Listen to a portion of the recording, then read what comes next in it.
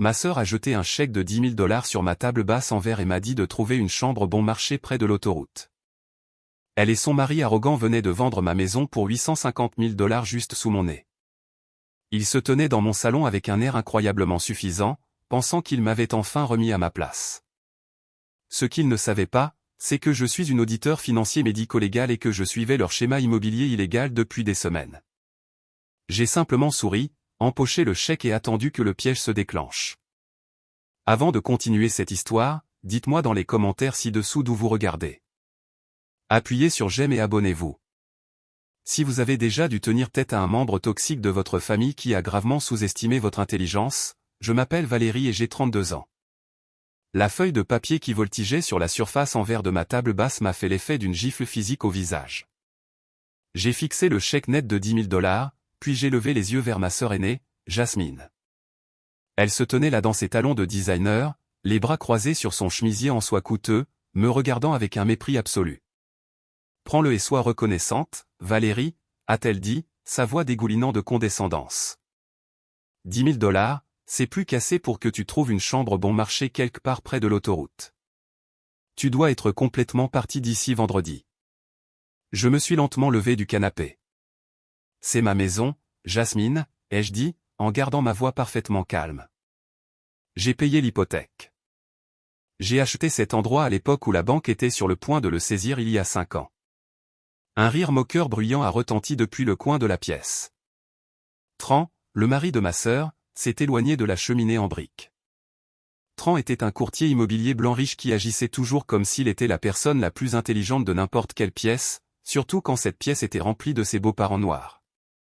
Il a ajusté les poignets de son costume sur mesure et a affiché un sourire prédateur. « Soyons réalistes ici, Val », a-t-il dit, en utilisant le surnom que je détestais absolument. Tu ne faisais que tenir le fort. Tu es célibataire. Tu n'as pas d'enfant et tu accapares simplement cette immense propriété dans un quartier en pleine gentrification rapide. C'est vraiment égoïste. Jasmine est l'aînée et elle a une famille à prendre en compte. En tant que chef de cette famille, nous avons décidé qu'il était temps de liquider cet actif. Je viens de conclure l'affaire ce matin. 850 000 $. Les nouveaux propriétaires font la visite finale ce week-end, donc tu dois emballer tes vêtements bon marché et partir. J'ai senti mon cœur battre contre mes côtes, mais j'ai refusé de leur donner la satisfaction de me voir craquer. Liquider l'actif, ai-je répété, en regardant directement dans les yeux bleus froids de Tran. Tu veux dire que tu as commis une fraude immobilière? Tu as falsifié ma signature sur un acte de renonciation et vendu une maison qui m'appartient entièrement. Tran n'a même pas cligné des yeux. Nat. Il a simplement laissé échapper un lourd soupir et a regardé Jasmine comme si j'étais une enfant obstinée faisant une crise. Jasmine a levé les yeux au ciel et s'est approchée de moi. Arrête d'être si dramatique. Elle a claqué. Nous avons fait ce qui devait être fait. J'ai besoin de capital pour ouvrir mon nouveau spa de luxe en centre-ville. Et Tran a besoin d'injecter du cash dans sa société de courtage. Tu travailles dans un boulot de bureau ennuyeux à jouer avec des chiffres toute la journée. De quoi as-tu même besoin de ce genre d'argent de toute façon? Juste à ce moment-là, la porte de la cuisine s'est ouverte et ma mère, Brenda, est entrée dans le salon. Elle portait un plateau de thé glacé, complètement indifférente à la confrontation qui changeait une vie se déroulant en sa présence. « Maman », ai-je dit, en me tournant vers elle, espérant désespérément un soupçon de défense maternelle. « Dis-leur qu'ils ne peuvent pas faire ça.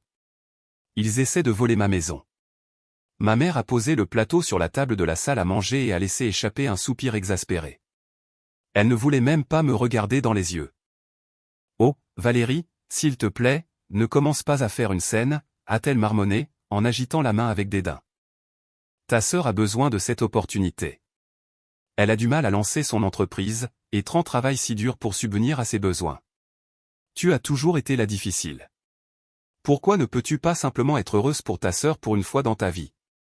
Tu as un bon travail. Tu peux te permettre de louer un joli petit appartement ailleurs. Prends simplement les 10 000 $ et laisse tomber. » La trahison a coupé plus profondément qu'aucun couteau. Ma propre mère se tenait dans le salon de la maison que j'ai sauvée en travaillant 3 emplois, aidant activement ma sœur et son mari à me jeter à la rue.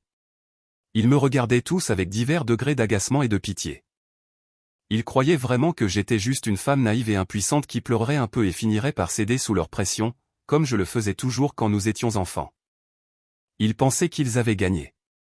Ils pensaient que les connexions immobilières de Tran et le harcèlement incessant de Jasmine m'avaient réussi à coincer.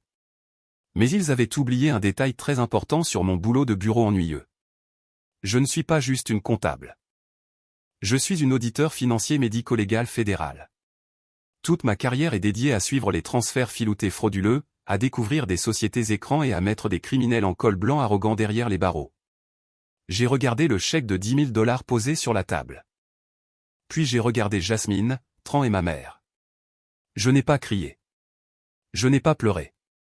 Je n'ai rien jeté. Au lieu de cela, j'ai laissé un sourire lent et calme se répandre sur mon visage. J'ai tendu la main et ramassé le chèque. Tu sais quoi? Ai-je dit. Ma voix dangereusement douce. Tu as raison. Je suis célibataire et je n'ai vraiment pas besoin de tout cet espace. Si l'affaire est déjà conclue, il n'y a pas de raison de la combattre.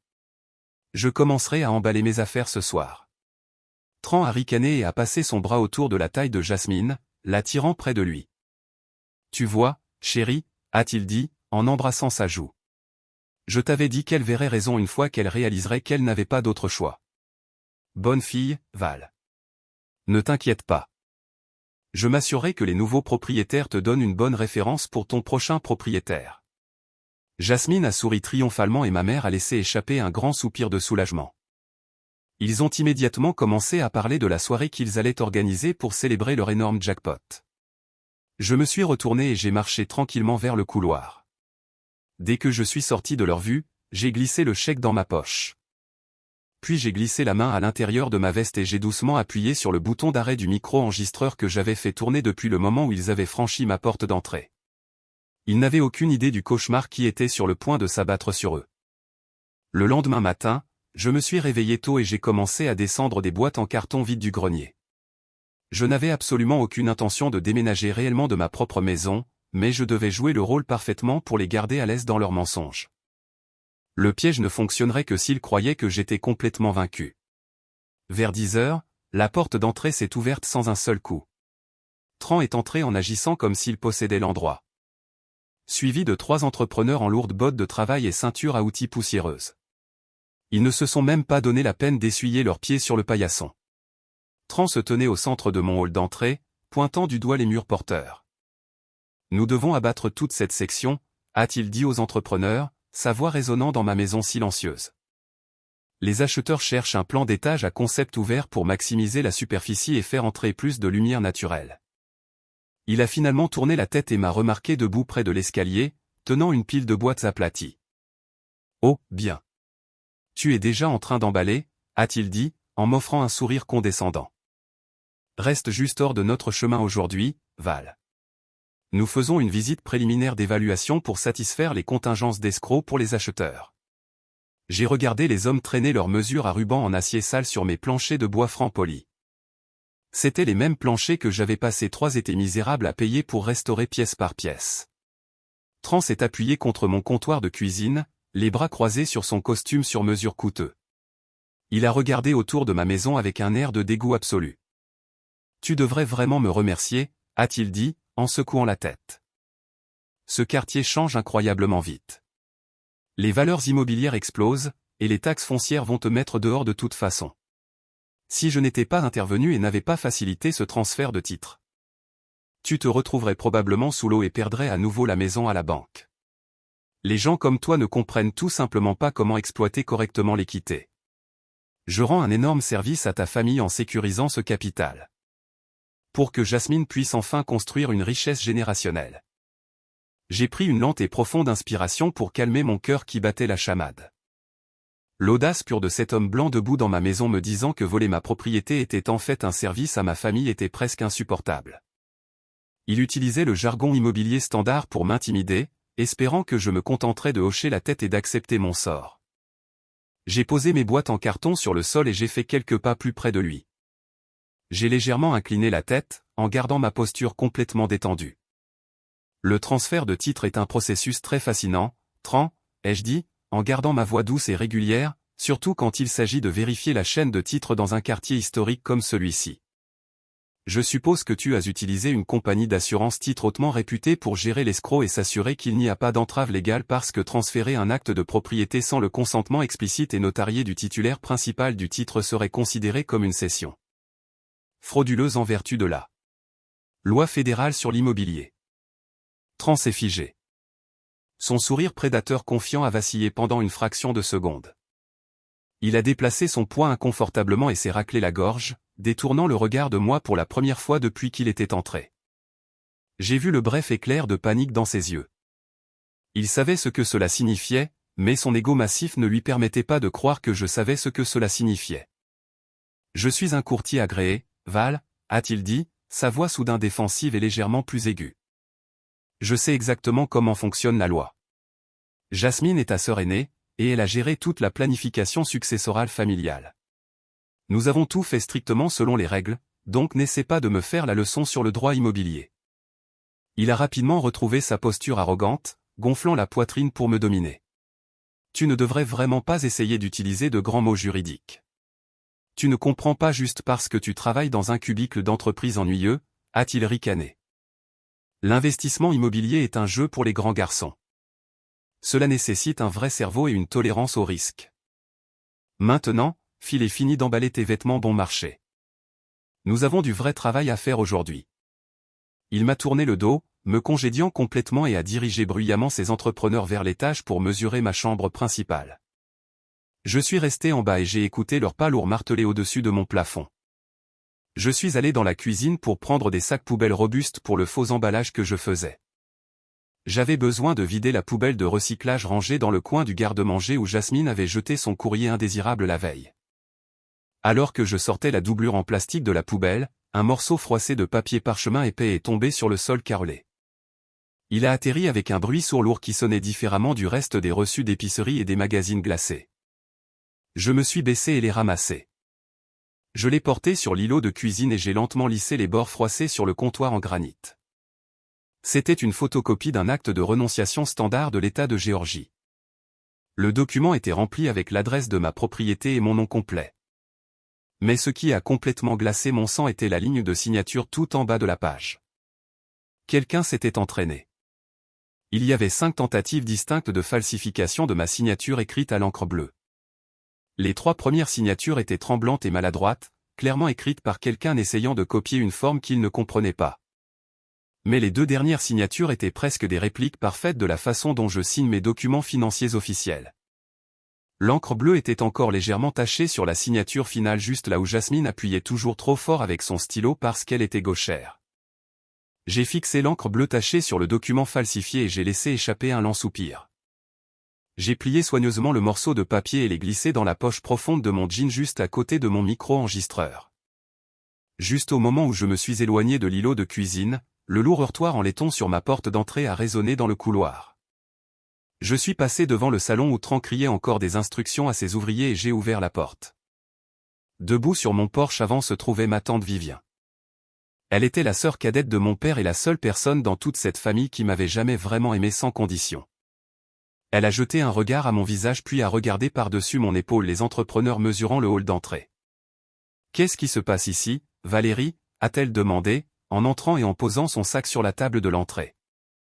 Avant que je puisse même expliquer la situation, ma mère est sortie de la salle à manger formelle en portant une pile de boîtes de déménagement vides. Brenda s'est arrêtée net quand elle a vu Vivien. L'air dans la pièce a instantanément baissé de 10 degrés. Les 2 femmes ne s'étaient pas parlé correctement depuis les funérailles de mon père. « Qu'est-ce que tu fais ici, Vivien ?» Ma mère a claqué, en serrant plus fort les boîtes en carton.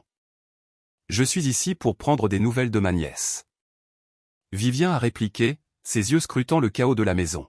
« Que font tous ces hommes qui marchent en bottes, en rayant les planchers ? Pourquoi Valérie emballe-t-elle ses affaires ? » « Nous vendons la maison, Brenda, » a dit ma mère, en levant le menton avec défiance. Jasmine et Tran ont trouvé un acheteur très généreux, et ils liquident l'actif pour financer la nouvelle entreprise de Jasmine. Il est temps de passer à autre chose, et Valérie doit trouver un endroit plus petit. Vivien est resté figé un moment avant de laisser échapper un rire aigu et amer. « Vous vendez la maison ?» a-t-elle répété, en s'approchant de ma mère. Brenda, penses-tu que je suis stupide ou penses-tu que la loi ne s'applique pas à ton précieux enfant chéri? Cette maison appartient à Valérie. Elle détient l'acte. Ma mère a levé les yeux au ciel et a posé les boîtes sur une chaise latérale.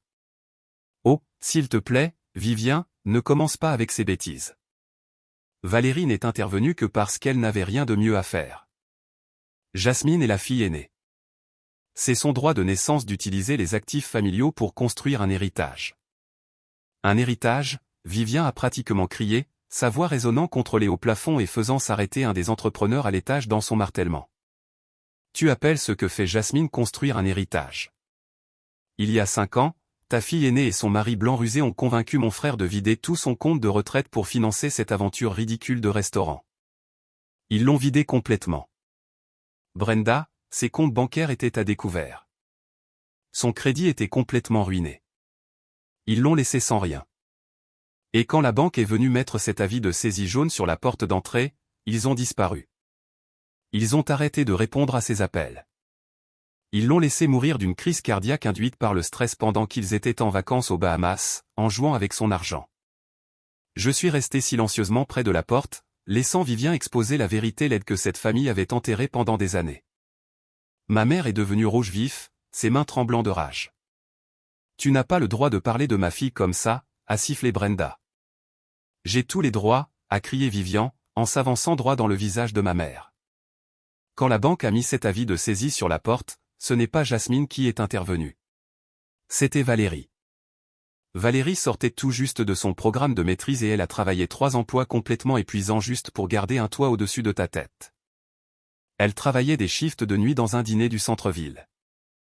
Elle passait ses week-ends à traiter des chiffres dans une entreprise de taxes misérables. Elle faisait de la comptabilité freelance pendant la journée jusqu'à ce que ses yeux saignent juste pour rassembler le capital nécessaire pour négocier un règlement avec la banque. Valérie a payé les arriérés. Valérie a pris en charge l'hypothèque. Valérie a mis cette maison à son nom avec son propre sang, sa sueur et ses larmes. Jasmine et Tran n'ont pas mis un seul centime dans cette propriété. Ils ont volé mon frère, et maintenant ils volent ma nièce. Tran est apparu en haut des escaliers, nous regardant avec une expression dégoûtée. Baisse la voix, Vivien, a-t-il ordonné, en agissant comme le maître de la maison. Tu déranges mon équipe. Nous avons un contrat légalement contraignant avec les nouveaux acheteurs, et tes crises ne vont rien changer à cela. Vivien a levé les yeux vers Tran avec un venin absolu. Tu es un voleur, a-t-elle dit froidement. Tu es un voleur et un fraudeur, et je vais appeler la police sur toi tout de suite. Elle a glissé la main dans son sac pour attraper son téléphone. Avant qu'elle ne puisse le sortir, ma mère s'est élancée en avant. Le craquement sec d'une gifle a résonné dans le hall d'entrée. Ma mère avait giflé tante Vivien au visage si fort que Vivien a trébuché en arrière contre le cadre de la porte en bois. J'ai halté et je me suis immédiatement interposé entre elles, repoussant ma mère. Sors de ma maison, a crié Brenda, en pointant un doigt tremblant vers la porte. Sors tout de suite. Tu as toujours été jalouse de Jasmine. Tu as toujours détesté ma famille. Jasmine est la véritable héritière de ce foyer, et elle mérite cet argent plus que quiconque. Valérie doit cette maison à sa sœur pour avoir été si difficile toutes ces années. Sors. Vivien a touché sa joue rouge, fixant ma mère avec un mélange de pitié et de dégoût absolu. Elle m'a regardé, ses yeux se remplissant de larmes.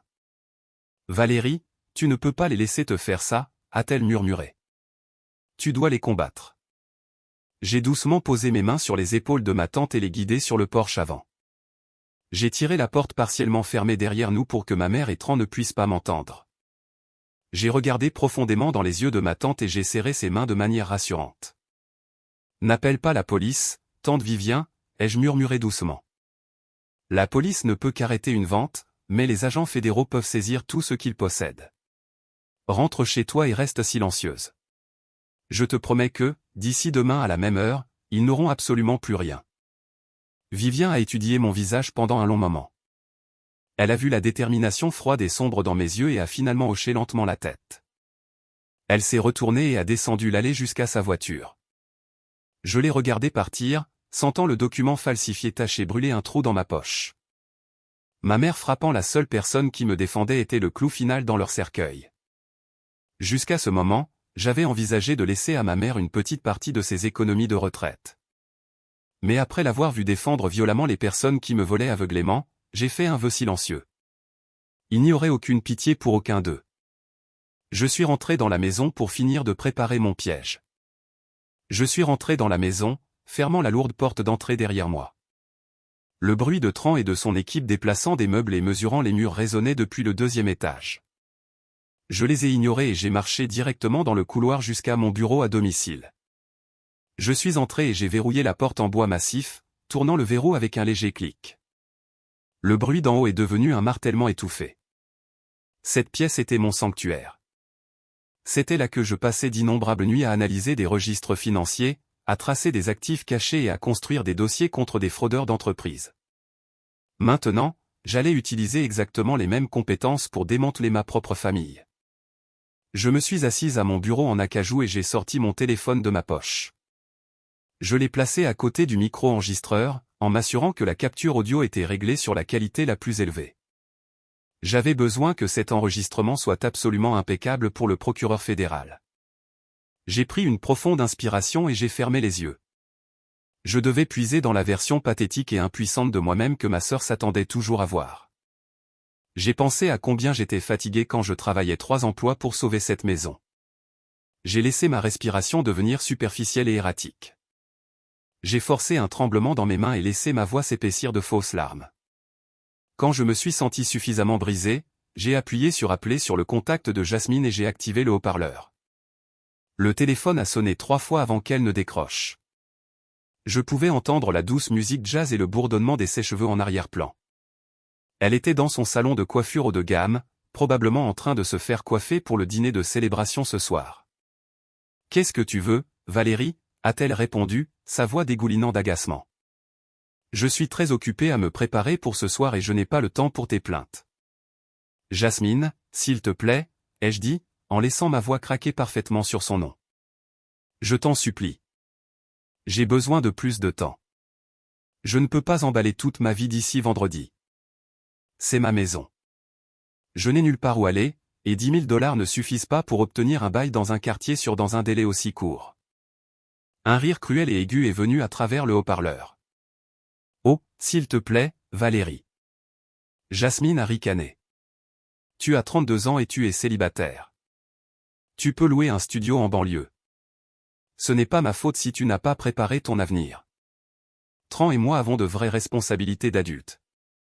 Nous avons un empire commercial à construire. Les acheteurs transfèrent les fonds sur notre compte cet après-midi, et ils s'attendent à ce que la propriété soit complètement vide d'ici le week-end. Tu dois partir. » J'ai reniflé bruyamment, en essuyant un œil complètement sec. « Mais comment as-tu pu la vendre ?» ai-je pleuré, en laissant ma voix monter dans une panique désespérée. « Mon nom est sur l'acte, Jasmine. Je n'ai jamais signé aucun accord de vente. Je ne suis jamais allé dans une compagnie de titres. Quand la banque verra le transfert, elle saura que c'est illégal. Tu ne peux pas simplement prendre ma maison. » Il y a eu une brève pause sur la ligne. Pendant une seconde, j'ai pensé qu'elle pourrait réaliser le danger dans lequel elle se trouvait. Mais l'arrogance de Jasmine était un puissant fond. Elle ne pouvait jamais résister à une opportunité de me faire me sentir petite et stupide. « Tu es si naïve, Valérie » a-t-elle dit, son ton passant d'agacé à profondément condescendant. « Ta signature n'a pas d'importance. Tu penses que tu es si intelligente avec ton petit boulot d'entreprise. Mais Tran est un professionnel de l'immobilier. Il a géré toute la paperasse sans toi. Il a un gars dans une compagnie de titres qui lui doit une énorme faveur. Ils ont poussé l'acte de renonciation dans le système hier. Ton nom est déjà retiré de la propriété. Tu es complètement exclu de cela. Alors, arrête de geindre et commence à emballer. » J'ai appuyé ma main contre le bureau pour m'empêcher de sourire. Je l'avais. Elle venait de confesser une fraude immobilière, une falsification et une conspiration sur une ligne enregistrée. Mais j'avais besoin d'un peu plus pour m'assurer que les accusations de fraude par virement fédéral tiendraient. « Alors, tu as falsifié ma signature pour voler la maison ?» ai-je gémi, en me faisant paraître complètement vaincu. « Tu vas vraiment prendre tous les 850 000 $. Ce n'est pas du vol si cela appartient à la famille, Valérie. » Elle a claqué, sa patience enfin épuisée. Papa aurait voulu que j'aie cet argent pour lancer mon entreprise. Tu ne faisais que garder la maison pour nous. De toute façon, Tran reçoit le virement des acheteurs d'une société holding hors de l'État à 15 heures aujourd'hui. Une fois que cet argent atteindra son compte de courtage, c'est officiellement terminé. Ne gâche pas notre dîner de célébration ce soir avec ton visage misérable. Emballe simplement tes vêtements bon marché et sors. La ligne est devenue morte. Elle m'a raccroché au nez. Je suis resté assise dans le calme de mon bureau en écoutant la tonalité. Les fausses larmes ont instantanément disparu de mon visage. Ma respiration erratique s'est calmée en un rythme lent et régulier. J'ai tendu la main et appuyé sur le bouton d'arrêt de l'enregistreur. Les fichiers audio se sont enregistrés automatiquement en sauvegardant de manière sécurisée sur mon serveur cloud crypté. Elle m'avait tout donné. L'aveu de falsification, la reconnaissance du notaire corrompu, et l'heure exacte où les fonds frauduleux traverseraient les frontières de l'État. J'ai ouvert mon ordinateur portable et entré mon code d'accès complexe. L'écran brillait vivement dans la pièce sombre.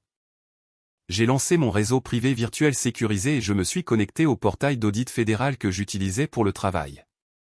J'ai navigué jusqu'au fichier de surveillance actif que j'avais ouvert sous la société de courtage de Tran il y a 3 semaines quand j'ai remarqué pour la première fois qu'il fouinait dans mes registres de propriété. J'avais suivi chacun de ses mouvements depuis.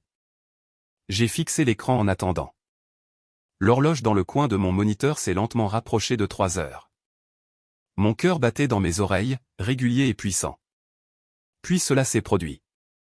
Un ping aigu et clair a résonné depuis les haut-parleurs de mon ordinateur portable. Une notification de mail sécurisé est apparue sur mon tableau de bord du bureau de l'enquêteur fédéral. La ligne d'objet disait simplement « Virement terminé, fonds sécurisés ». Le piège s'était officiellement refermé. J'ai cliqué sur l'email crypté et j'ai regardé les journaux de transactions détaillés défiler sur mon écran. Les numéros de routage racontaient une belle histoire de cupidité d'entreprise et de stupidité catastrophique. Le reçu numérique confirmait que les 850 000 $ avaient réussi à quitter le compte de holding et à atterrir directement sur le compte de la société de courtage personnel de Tran. Je me suis penché plus près du moniteur, en traçant l'empreinte digitale ligne par ligne pour m'assurer que chaque centime était parfaitement comptabilisé. Tran avait utilisé une banque régionale ici en Géorgie pour recevoir le paiement massif, mais l'argent provenait d'un compte d'entreprise basé dans le Delaware. Ce seul détail géographique changeait absolument tout aux yeux de la loi. Au moment où ces fonds ont traversé les frontières de l'État en utilisant un acte de propriété falsifié, le crime n'était plus un simple différend civil sur une maison familiale, il s'est officiellement élevé au niveau de la fraude par virement fédéral. C'était une infraction grave de type felony qui entraînait une peine de prison obligatoire massive et donnait aux agents fédéraux l'autorité immédiate et sans contrôle de geler tous les actifs financiers connectés. Tran pensait vraiment qu'il était un génie du crime simplement parce qu'il avait convaincu un notaire local corrompu d'apposer un tampon sur un morceau de papier et de le faire passer par le bureau du greffier du comté. Il n'avait absolument aucune idée qu'il venait de remettre au Federal Bureau of Investigation une condamnation parfaitement emballée sur un plateau d'argent. J'ai téléchargé l'historique complet des transactions en vérifiant que les horodatages correspondaient parfaitement à la confession enregistrée de Jasmine.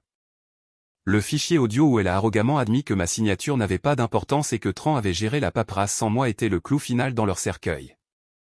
J'ai joint les 2 fichiers dans un dossier sécurisé crypté et j'ai renvoyé l'ensemble du paquet à l'enquêteur principal. J'ai tapé un seul court message pour accompagner les preuves. Les fonds sont arrivés et les cibles font la fête ce soir. Donc, nous sommes prêts à procéder au gel des actifs et au mandat. J'ai fermé mon ordinateur portable, entendant le doux clic de l'écran qui se referme. Je suis resté assis là dans le silence de mon bureau et j'ai laissé échapper un long souffle lent. Le poids lourd et écrasant des 5 dernières années commençait enfin à se soulever de mes épaules. J'ai pensé au stress sans fin de travailler 3 emplois misérables juste pour sauver cette maison de la saisie. Je me suis souvenu des nuits sans sommeil, des constantes humiliations de ma mère, qui prenait toujours leur parti, des sourires arrogants de Tran, et de la cruauté incessante de ma sœur. Ils avaient vidé les économies de toute une vie de mon père, puis avaient essayé de me jeter comme une ordure au moment où j'ai construit quelque chose de précieux. Mais tout allait se terminer ce soir. Je me suis levé de mon bureau en acajou et je suis sorti de mon bureau, me dirigeant directement vers les escaliers. Tran et ses ouvriers étaient enfin partis pour la journée, laissant derrière eux des marques de ruban à mesurer jaunes et des empreintes de bottes poussiéreuses sur mes parquets polis. J'ai marché lentement à travers le salon, regardant les espaces vides où mes meubles se trouvaient autrefois. Jasmine avait déjà commencé à jeter mes affaires dans des cartons en carton bon marché ce matin-là, traitant mes possessions comme des ordures. J'ai ignoré le désordre et je suis monté directement par les escaliers jusqu'à ma chambre principale. Si j'allais assister à leur petit dîner de célébration ce soir, je devais avoir exactement l'apparence de la personne qu'ils n'avaient jamais cru que je pourrais devenir. Ma sœur critiquait toujours mes vêtements, qualifiant ma garde-robe de bon marché et ennuyeuse simplement parce que je refusais de gaspiller mon argent durement gagné pour des marques de créateurs tape à accent grave l'œil. Elle pensait que porter des marques chères la rendait supérieure. Mais le vrai pouvoir n'a pas besoin d'un logo. Ce soir, je n'allais pas jouer le rôle du bouc émissaire pathétique de la famille. Je suis entré dans mon dressing et j'ai scruté les vêtements suspendus. J'ai tendu la main tout au fond du placard et j'ai sorti une magnifique robe en soie vert émeraude. C'était une pièce sur mesure que je m'étais achetée après ma première grande promotion dans le cabinet d'audit.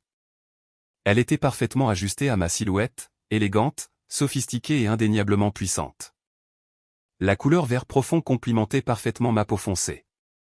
J'ai enfilé la robe, sentant le tissu frais et lisse draper mes courbes. Je l'ai assortie à une paire de talons aiguilles noirs classiques qui me faisaient me tenir un peu plus grande et me forçaient à marcher avec un objectif absolu. Puis je me suis dirigé vers ma boîte à bijoux et j'ai soigneusement soulevé le couvercle. Reposant à l'intérieur sur la doublure en velours se trouvait le simple collier en chaîne en or de ma grand-mère.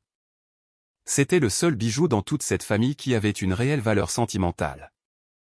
Ma mère avait été absolument furieuse quand ma grand-mère me l'avait légué dans son testament au lieu de le donner à Jasmine. J'ai fermé le fermoir en or autour de mon cou, sentant le métal froid se poser contre ma clavicule. Cela ressemblait à porter une pièce d'armure. J'ai pris mon temps pour me préparer devant le miroir de la coiffeuse. J'ai appliqué mon maquillage avec une précision absolue, en accentuant une aile noire tranchante sur mon eyeliner qui rendait mon regard perçant et impitoyable. J'ai choisi un rouge à lèvres cramoisi profond qui ressemblait moins à du maquillage et plus à une peinture de guerre. Quand j'ai enfin reculé et regardé mon reflet dans le miroir en pied, je n'ai pas vu la jeune sœur fatiguée et épuisée qui cédait toujours pour maintenir la paix. J'ai vu une femme dangereuse et calculatrice. J'ai vu un prédateur au sommet qui était sur le point de réduire en cendres tout leur faux empire et de s'en aller sans une seule égratignure. J'étais en train de finir d'épingler quelques mèches de cheveux rebelles quand mon téléphone a vibré bruyamment sur le comptoir de la coiffeuse. L'écran s'est allumé, illuminant la pièce sombre avec un nouveau message texte. L'expéditeur était Tran. J'ai pris le téléphone et j'ai lu les mots qui brillaient vivement sur l'écran en vert. Sors tes affaires des pièces principales d'ici 20h ce soir, Valérie. Toute la famille vient célébrer notre grande victoire, et nous ne voulons pas que tes cartons de déménagement déprimants gâchent l'esthétique de notre fête. J'ai relu le message de Tran et j'ai laissé échapper un rire doux et froid. Il voulait que je dégage pour pouvoir célébrer le vol de ma maison. J'ai jeté mon téléphone sur la coiffeuse et j'ai éteint la lumière de la chambre. Je n'allais nulle part. Je me suis dirigé vers le haut des escaliers et je suis resté dans l'ombre, écoutant simplement le bruit qui montait du rez-de-chaussée. La lourde porte d'entrée en bois s'ouvrait et se fermait à répétition à mesure que d'autres parents arrivaient. Je pouvais entendre les sons familiers d'un dîner dominical classique d'une famille noire, les rires bruyants et retentissants de mes oncles, le bavardage rapide et aigu de mes tantes échangeant des potins, et le tintement de verre en cristal coûteux.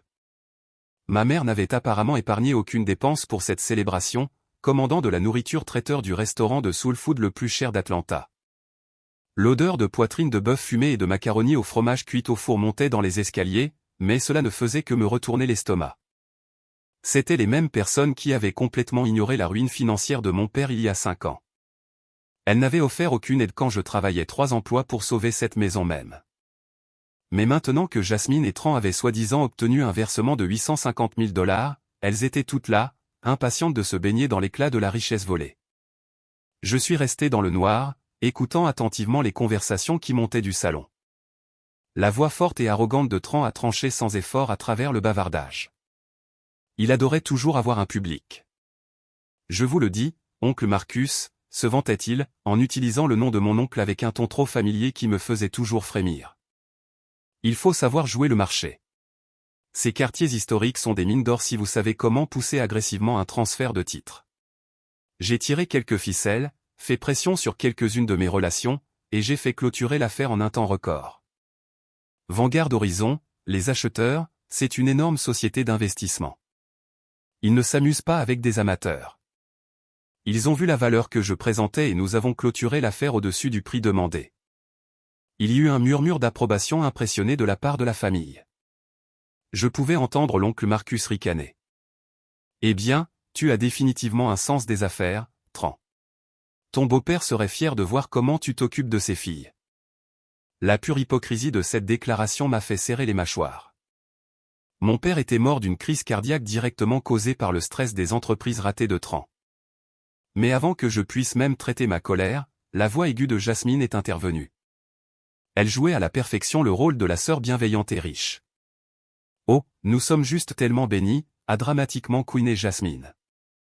Et honnêtement, nous sommes juste contents d'avoir enfin pu aider Valérie.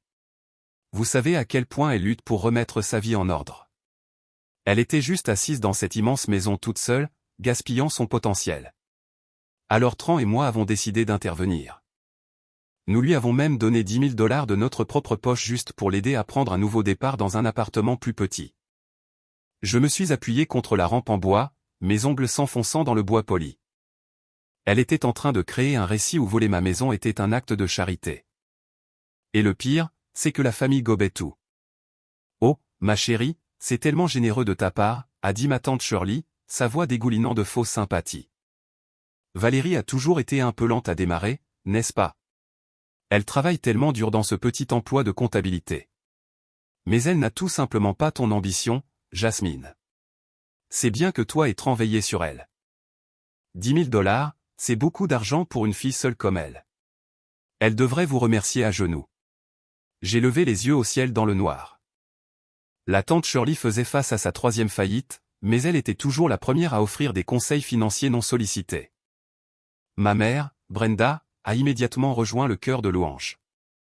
Jasmine a toujours été le pilier de cette famille, a annoncé fièrement Brenda, en tapant sa fourchette contre son verre de vin pour commander l'attention de la pièce. Elle sait comment construire un héritage. Valérie est juste difficile. Je lui ai dit ce matin qu'elle devait arrêter d'être aussi égoïste et accepter que c'est ce qui est le mieux pour tout le monde. Eh bien, proposons un toast. Alors, Tran a déclaré, sa voix résonnant au-dessus de la foule. Il était dans son élément, entouré de personnes louant son génie inexistant. À ma belle épouse Jasmine qui a eu la vision d'exploiter cette propriété et avant-garde horizon pour financer notre nouvel empire. J'ai entendu le tintement synchronisé des verres. Il portait littéralement un toast à ma destruction dans mon propre salon.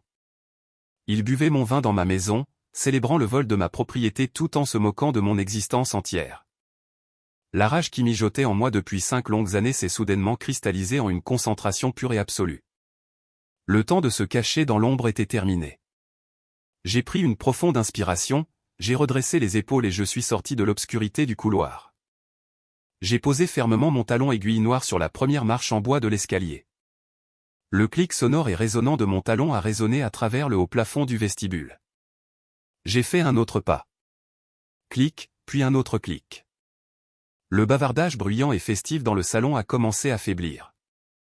Un par un, mes parents ont tourné la tête vers le grand escalier.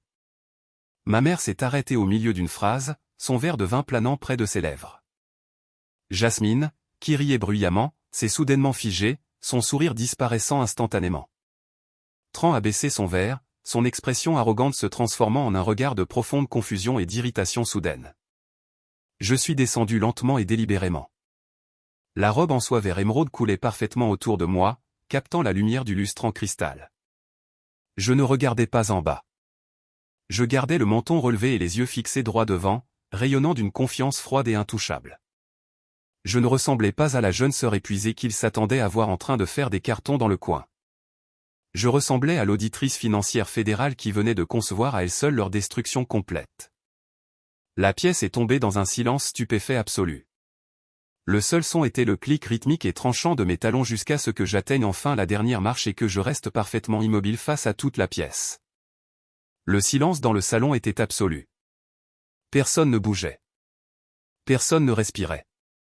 Ils me fixaient simplement comme si un fantôme venait de se matérialiser au milieu de leur célébration. Ma tante Shirley a même fait un pas physique en arrière quand je suis passé devant elle. La robe en soie vert émeraude a frôlé les bords des meubles tandis que je traversais le sol. Je ne regardais aucun d'eux. Je gardais ma posture entièrement droite et mes yeux fixés sur la table de la salle à manger formelle à l'autre bout de la pièce. La table était couverte de plateaux en argent coûteux de nourriture et de plusieurs bouteilles d'alcool haut de gamme. Juste au centre se trouvait une bouteille de vin rouge millésimé que ma mère m'avait explicitement dit plus tôt être interdite. Elle l'avait achetée spécifiquement pour célébrer le soi-disant succès de Jasmine. J'ai tendu la main et j'ai enveloppé mes doigts autour du coffret en verre de la bouteille. Je pouvais sentir le poids de chaque regard dans la pièce brûlée dans mon dos, mais je bougeais avec un objectif lent et délibéré. « Qu'est-ce que tu crois que tu fais, Valérie ?» Jasmine a finalement claqué, sa voix coupant la lourde tension. La fausse douceur qu'elle utilisait juste quelques instants plus tôt avait complètement disparu, remplacée par son venin tranchant habituel. « Tu es censé être en haut en train de faire tes valises avec tes vêtements bon marché. Pourquoi es-tu habillé comme si tu allais à une sorte de gala ? Pose ce vin tout de suite. Il n'est pas pour toi. » Je l'ai complètement ignoré. J'ai pris un verre à vin en cristal vide sur la table et j'ai lentement versé le liquide rouge foncé. Le son du vin éclaboussant contre le verre était le seul bruit dans la pièce. J'ai pris mon temps pour les faire attendre dans le silence inconfortable.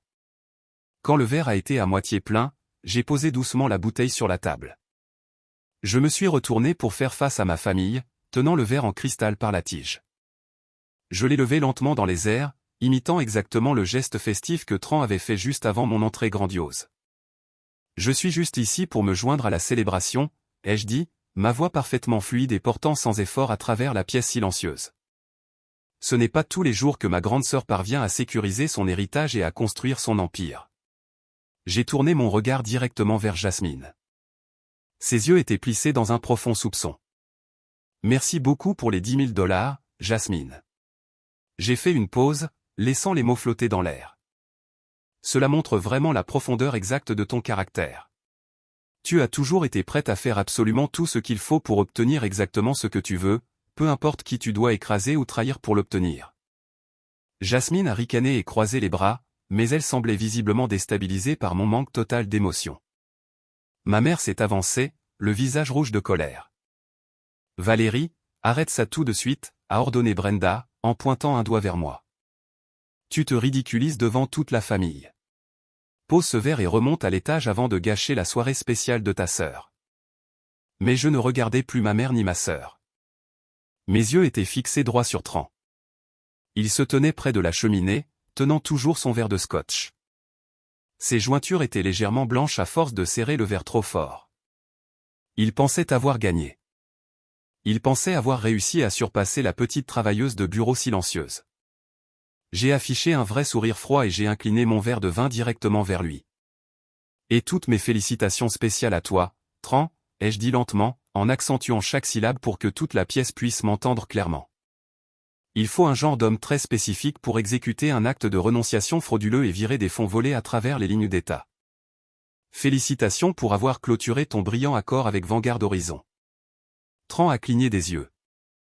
Il avait mentionné le nom Vanguard Horizon à l'oncle Marcus plus tôt, mais il avait délibérément gardé les détails financiers totalement secrets.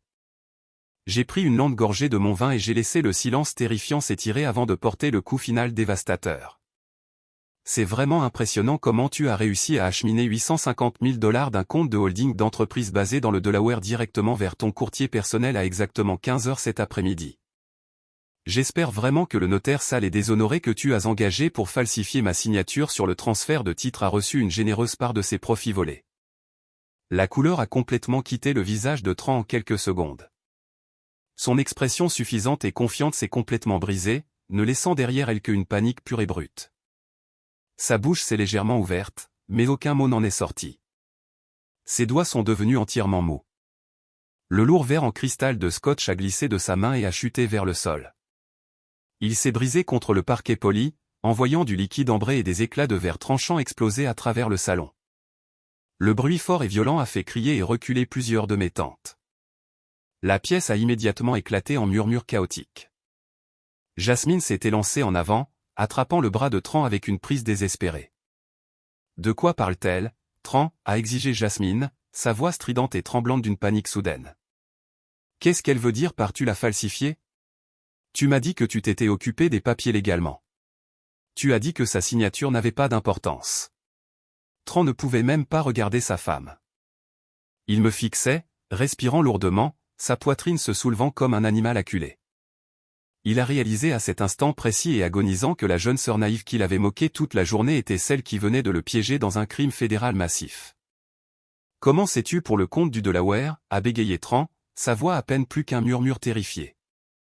Son privilège blanc et sa persona de courtier arrogant avaient complètement disparu. « Comment sais-tu l'heure exacte du virement » ?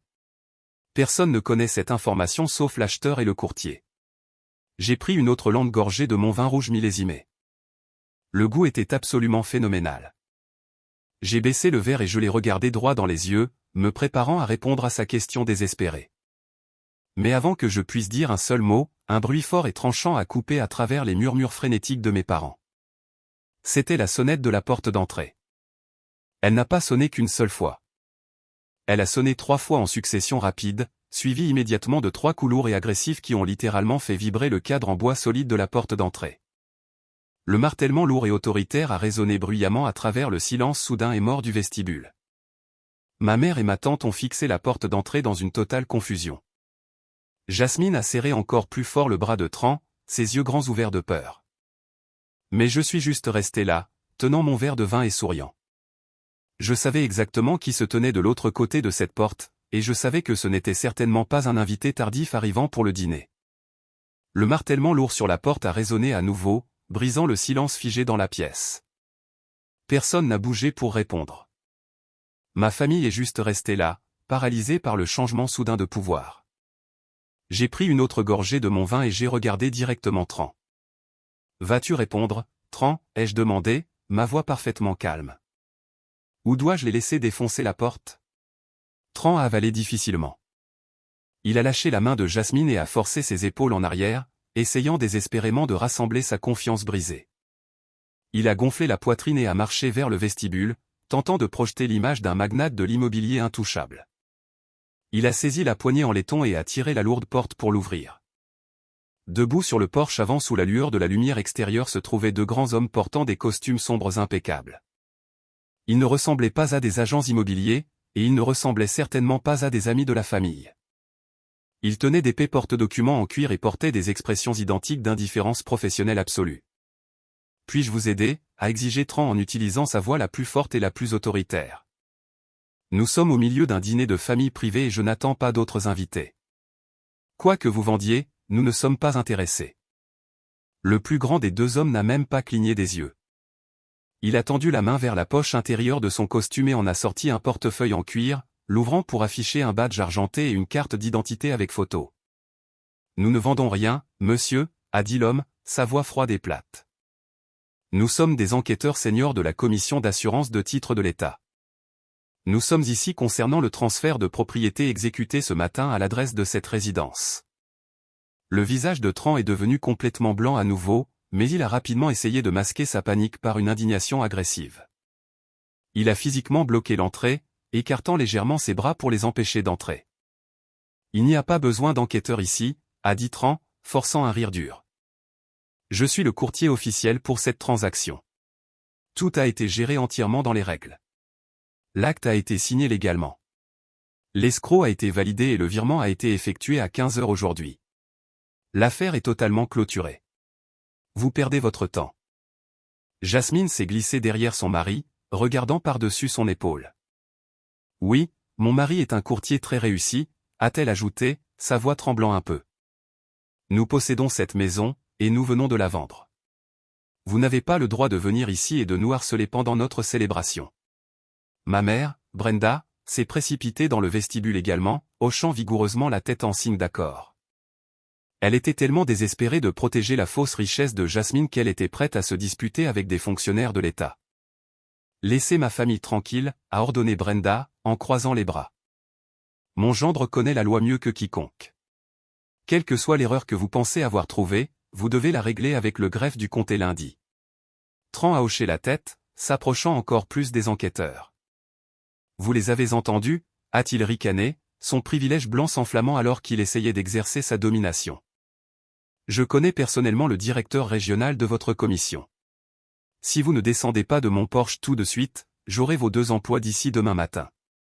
Maintenant, reculez et passez une bonne soirée. » Il a saisi la poignée de la porte et a tenté de claquer la lourde porte en bois juste devant leur visage. Mais l'enquêteur le plus grand a simplement posé sa lourde chaussure en cuir noir sur le seuil.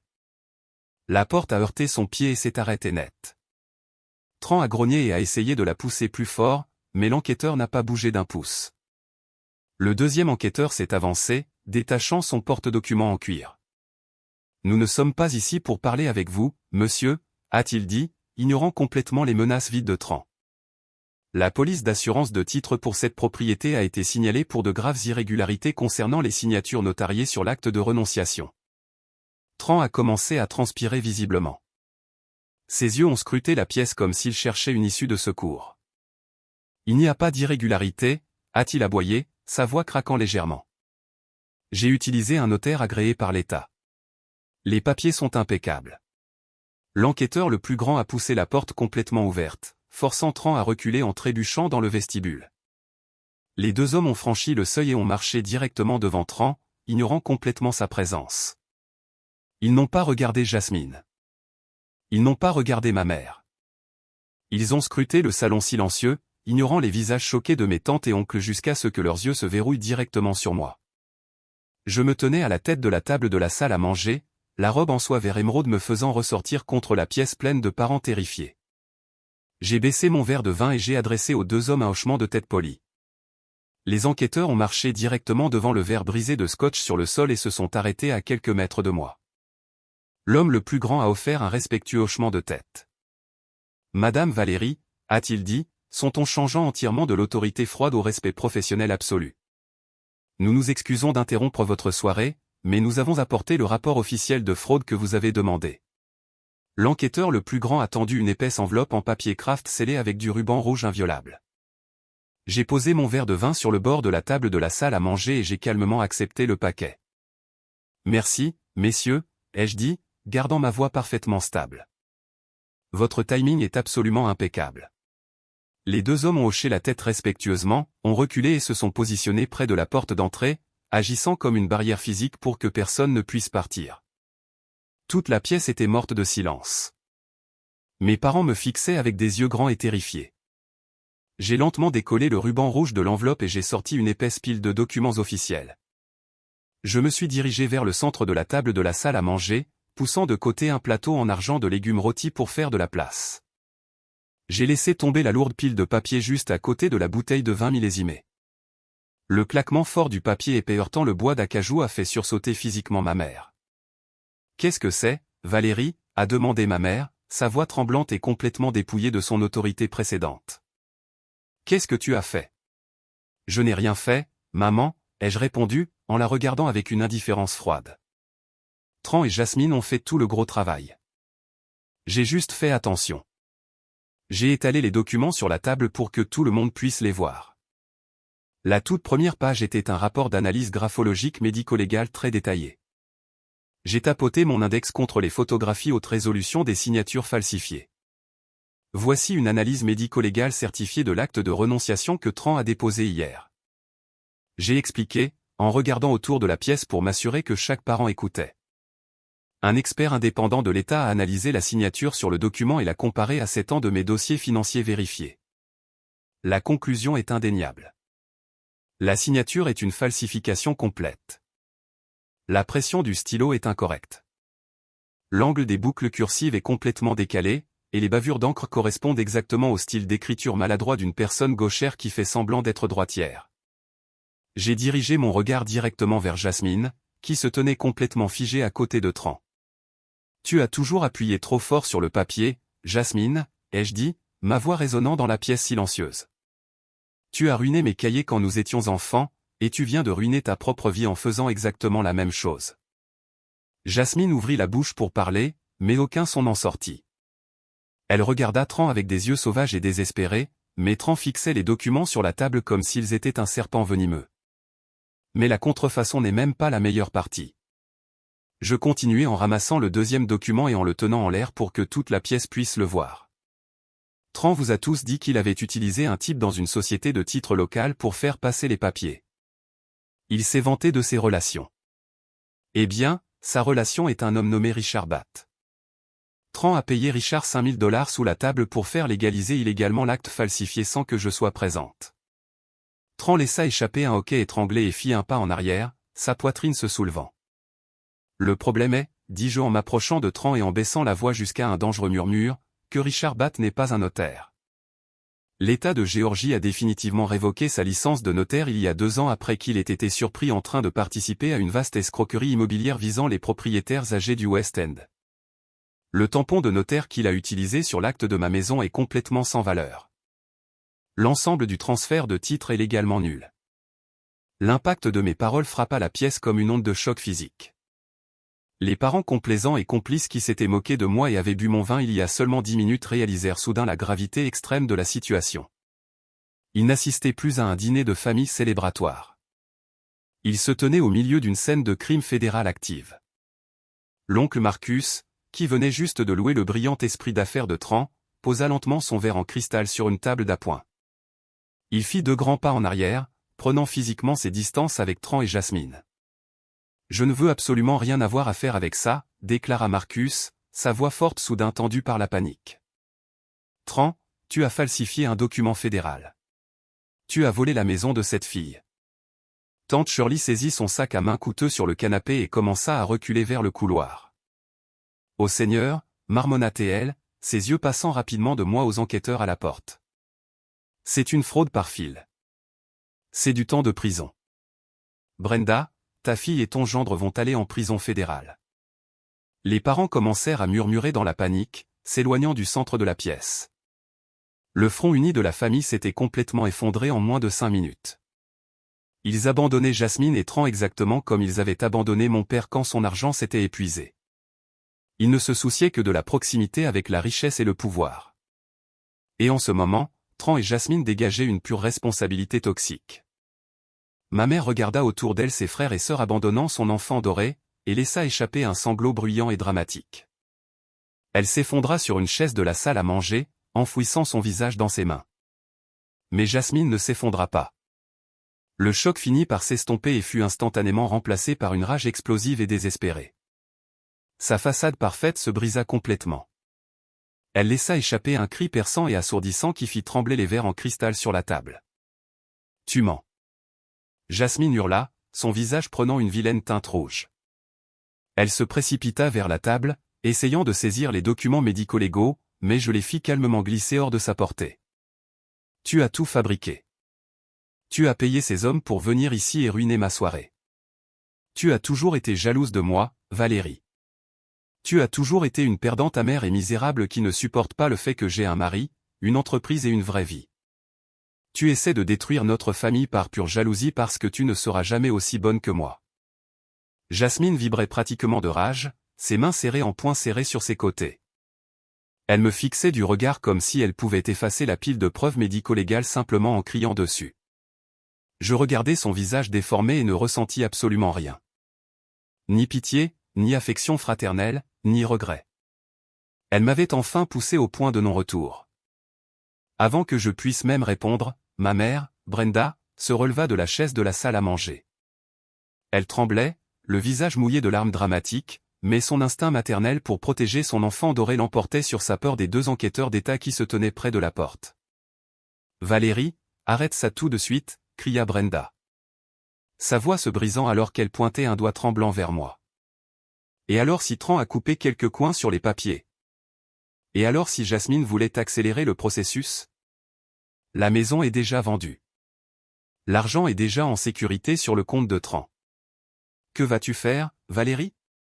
Vas-tu vraiment appeler la police sur ta propre famille? Vas-tu vraiment essayer de mettre ta propre sœur en prison pour une maison dont tu n'as même pas besoin? » Je tournai lentement mon regard de Jasmine à ma mère. Son délire était vraiment stupéfiant. Elle se tenait au milieu d'une enquête fédérale pour fraude, exigeant que j'accepte simplement le vol de 850 000 $ juste pour maintenir la paix.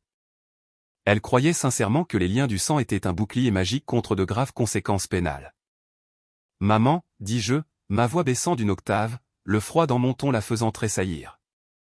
Tu ne comprends toujours pas ce qui se passe ici, n'est-ce pas? Tu penses que c'est juste une autre dispute mesquine où tu peux me crier dessus jusqu'à ce que je m'excuse et donne à Jasmine tout ce qu'elle veut? Tu penses que Tran peut simplement s'en sortir avec un faux pardon et une poignée de main ferme? Je pris la bouteille de vin rouge millésimé et me versai une autre petite quantité, en m'assurant que ma main était parfaitement stable. Je pris une gorgée, savourant le goût coûteux, tandis que ma mère me fixait d'horreur.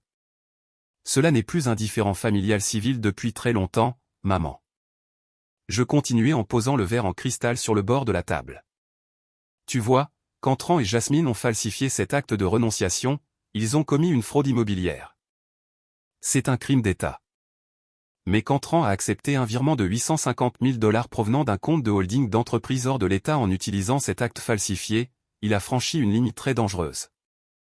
Il a utilisé le système bancaire fédéral pour exécuter un vol. Cela fait de cela une fraude par fil fédéral. Ma mère cligna rapidement des yeux, luttant clairement pour comprendre les termes juridiques. Jasmine avala difficilement, ses yeux se dirigeant nerveusement vers Tran. Tran avait l'air d'être sur le point de vomir. Il s'appuyait lourdement contre le mur, serrant sa poitrine comme s'il ne pouvait pas aspirer assez d'oxygène dans ses poumons.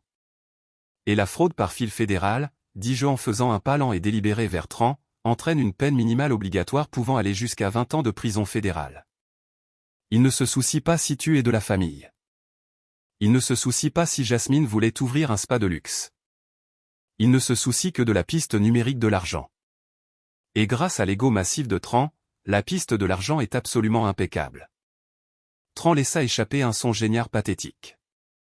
Il se repoussa du mur et trébucha en avant, levant les mains dans un geste de supplication désespérée.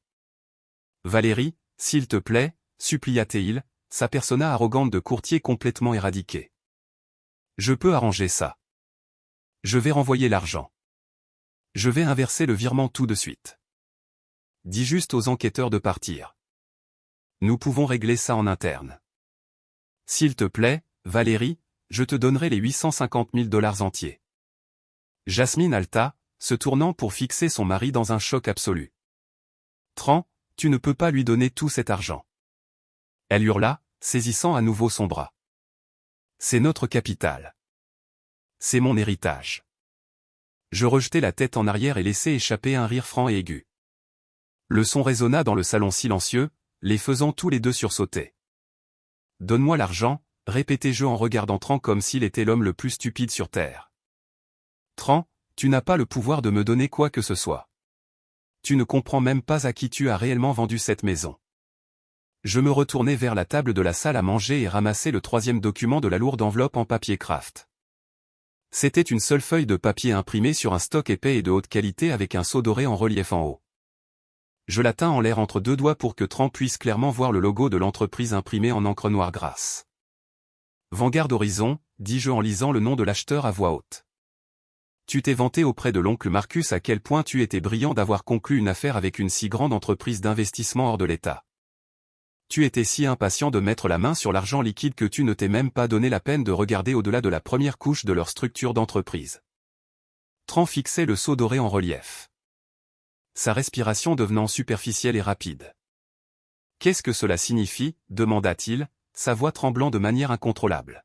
« De quoi parles-tu » J'abaissai le papier et souris d'un sourire froid et prédateur. « Maman, cela n'est plus un différend familial civil depuis longtemps, dis-je en répétant mes paroles précédentes. Et Tran, ce n'était jamais une transaction immobilière. C'était un piège et tu es tombé droit dedans. Vanguard Horizon n'est pas une grande entreprise d'investissement hors de l'État. Tran, expliquai-je en marchant lentement autour du bord de la table de la salle à manger, mes talons claquant doucement contre le parquet. C'est une société à responsabilité limitée privée enregistrée dans l'État du Delaware. Je sais exactement comment elle fonctionne parce que j'ai moi-même déposé les documents d'incorporation il y a 3 semaines. Je suis la fondatrice, l'unique actionnaire et la directrice générale de Vanguard Horizon. Je regardais mes paroles pénétrer lentement le crâne épais de Tran. Sa bouche s'entr'ouvrit légèrement et il cligna plusieurs fois des yeux comme s'il essayait de clarifier sa vision. Jasmine regarda alternativement entre nous, son visage tordu par une confusion pure. « De quoi parles-tu » exigea Jasmine, sa voix haute et essoufflée. « Tu n'as pas ce genre d'argent, Valérie. Tu travailles dans un box. » « Je travaille en réalité comme auditeur médico-légal senior pour le gouvernement fédéral. » Jasmine, la corrigeai-je en gardant un ton complètement plat. « Et oui, j'ai ce genre d'argent. J'ai investi mon salaire très soigneusement au cours des 5 dernières années pendant que toi et ton mari étiez occupés à essayer de maintenir un style de vie riche factice avec des cartes de crédit maxées. Quand j'ai remarqué que Tran fouillait dans mes registres de taxes foncières il y a un mois, je savais exactement ce qu'il planifiait. Il est prévisible et cupide. Alors, j'ai décidé de lui donner exactement ce qu'il voulait. Un acheteur hors de l'état enthousiaste avec des poches profondes qui était prêt à renoncer à l'inspection et à conclure l'affaire immédiatement. Les parents qui flottaient encore près du couloir laissèrent échapper un halètement collectif. L'oncle Marcus secoua la tête, marmonnant dans sa barbe à quel point c'était fou. Ma mère était complètement paralysée sur sa chaise, me fixant comme si j'étais une totale étrangère. Le somptueux étalage de Soul Food traiteur sur la table refroidissait. L'odeur de poitrine fumée était maintenant complètement éclipsée par la tension épaisse et suffocante dans la pièce. « Tu as acheté ta propre maison » murmura Tran, sa voix se brisant. « Tu as utilisé ton propre argent pour acheter ta propre maison. Pourquoi ferais-tu ça ? Parce qu'un différend civil sur un acte falsifié n'est qu'une affaire locale, expliquai-je en m'arrêtant juste devant lui. Si je t'avais simplement surpris en train de falsifier ma signature, le procureur du comté t'aurait peut-être donné une tape sur les doigts. Tu aurais blâmé une erreur administrative et tu serais parti escroquer quelqu'un d'autre. Mais en créant une entité d'entreprise dans le Delaware et en virant mon propre argent à travers les frontières d'État pour acheter l'actif volé, je t'ai forcé à utiliser le système bancaire fédéral. Tu as commis une fraude par fil interétatique. Au moment où cet argent a quitté le Delaware et a atteint ton compte de courtage local ici en Géorgie, tu as officiellement commis un crime fédéral.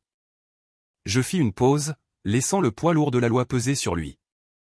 J'ai appâté le piège avec 850 000 $ de mon propre argent, et tu étais trop arrogant et trop impatient de me voler pour même effectuer une vérification de base sur l'acheteur. Tu as vu une grosse paie et tu l'as saisie aveuglément. Les 2 enquêteurs d'État debout près de la porte d'entrée restèrent parfaitement immobiles, mais je pouvais voir le léger hochement de tête approbateur du plus grand. Ils savaient exactement à quel point j'avais exécuté l'opération d'infiltration sans faille. J'avais cartographié chaque faille juridique et j'avais systématiquement fermé chaque porte de sortie avant même que Tran ne réalise qu'il était à l'intérieur du labyrinthe. Tran commença à trembler. Ses mains tremblaient si violemment qu'il dut les presser contre le mur pour se stabiliser. Une fine couche de sueur froide brillait sur son front, reflétant la lumière du lustre en cristal au-dessus de nous.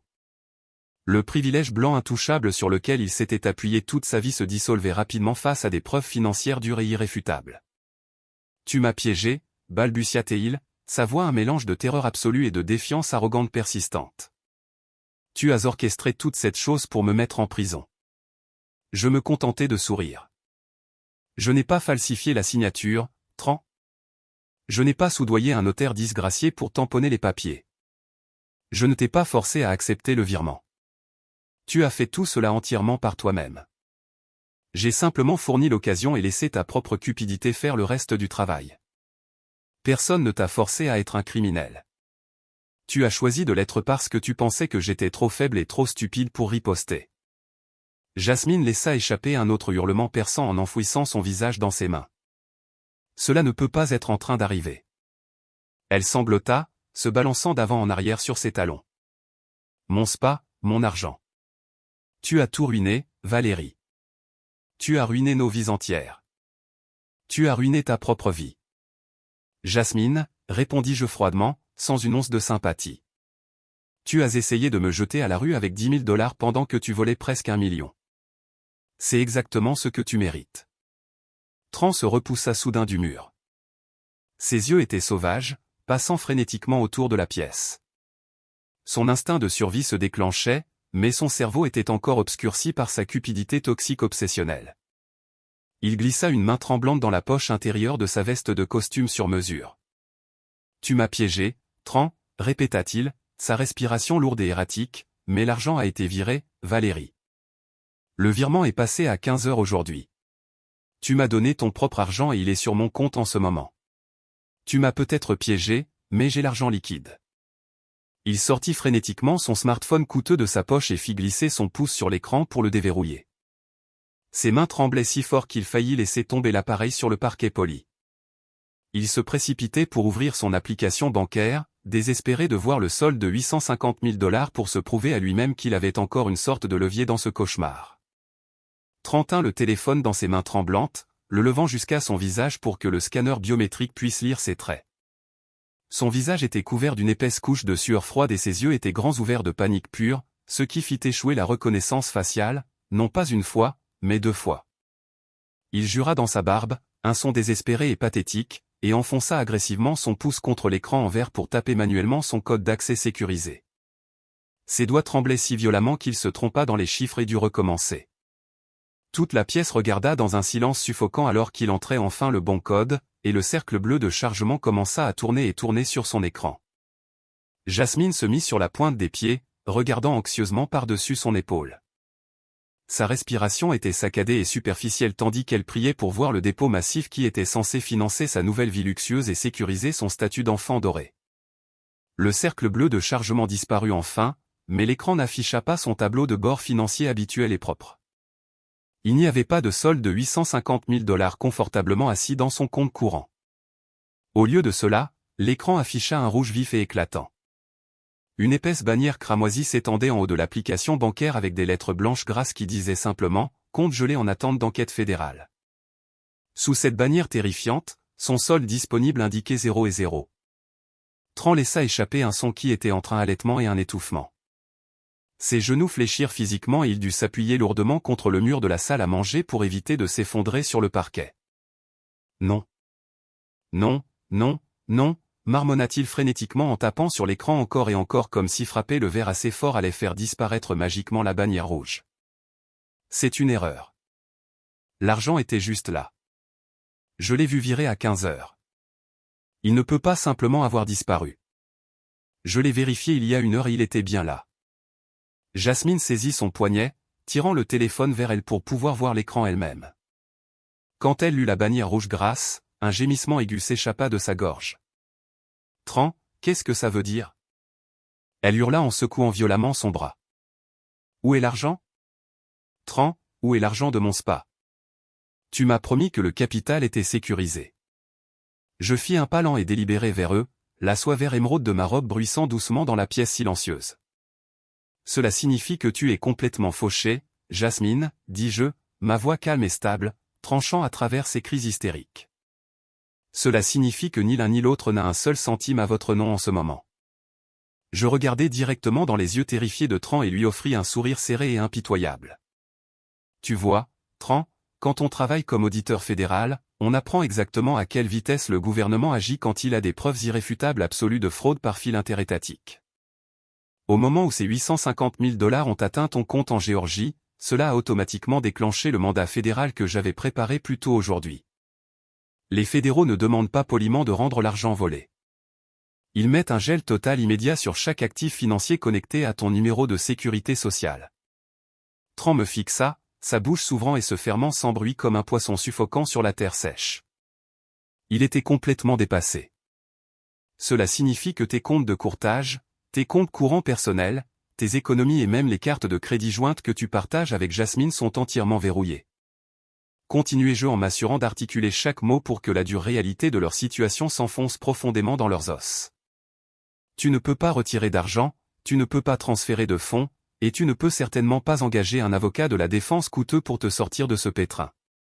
Ces 850 000 $ ne sont plus ta grosse paie, Tran.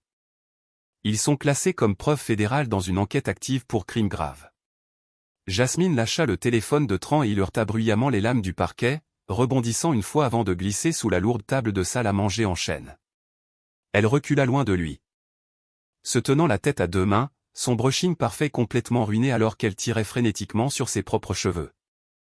Ma mère sanglotait de manière incontrôlable dans sa serviette en lin, complètement brisée par la réalisation soudaine que son enfant doré bien-aimé était maintenant sans le sou et face à des décennies de prison fédérale.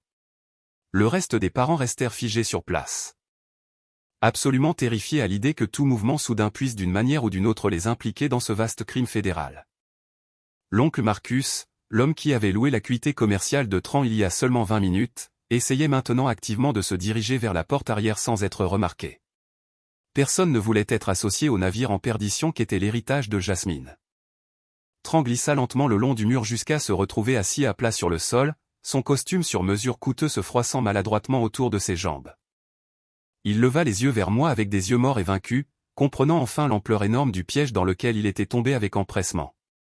Toute son arrogance, tout son privilège blanc et toutes ses remarques condescendantes s'étaient complètement évaporées, ne laissant derrière lui qu'un homme brisé et terrifié. « Tu m'as détruit », murmura-t-il, sa voix entièrement creuse, à peine audible par-dessus le son des pleurs dramatiques de ma mère. Je baissai les yeux vers lui, sentant le poids lourd et écrasant des 5 dernières années se soulever complètement de mes épaules.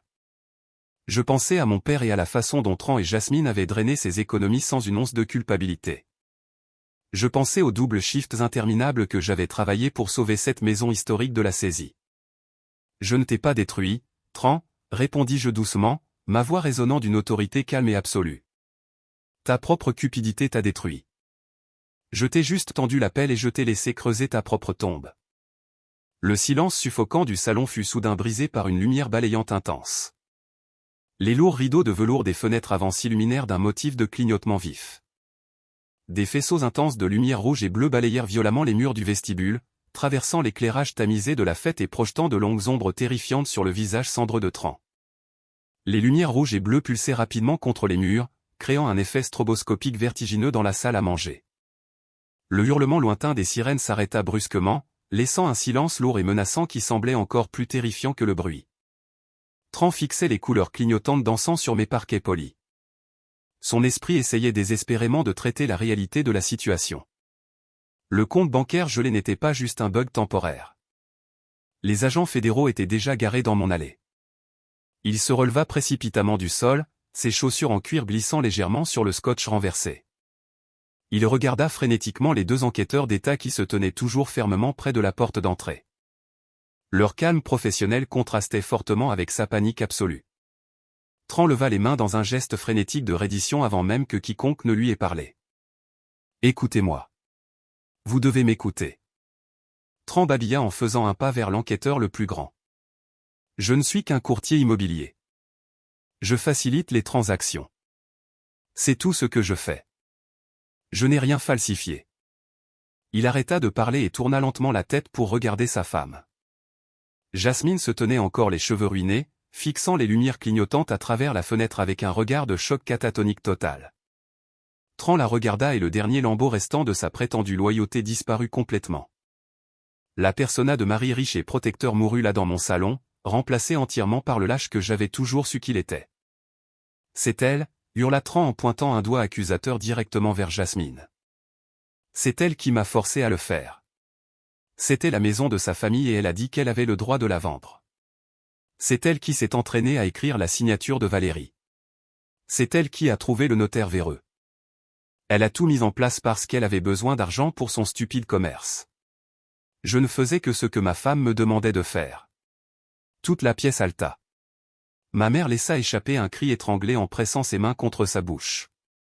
Les parents qui s'étaient discrètement rapprochés des sorties se figèrent complètement, terrifiés par le tournant soudain et vicieux des événements. Tran jetait activement sa propre femme aux loups fédéraux pour sauver sa peau. Jasmine baissa lentement les mains de sa tête. Le choc sur son visage se transforma en quelque chose d'absolument démoniaque. Ses yeux s'élargirent et ses lèvres se retroussèrent en un rictus de rage pure et non diluée. Elle avait passé toute sa vie à soigner soigneusement l'image d'un couple puissant parfait. Et en l'espace de quelques secondes, son mari suppliait les fonctionnaires d'État de l'enfermer dans une cage.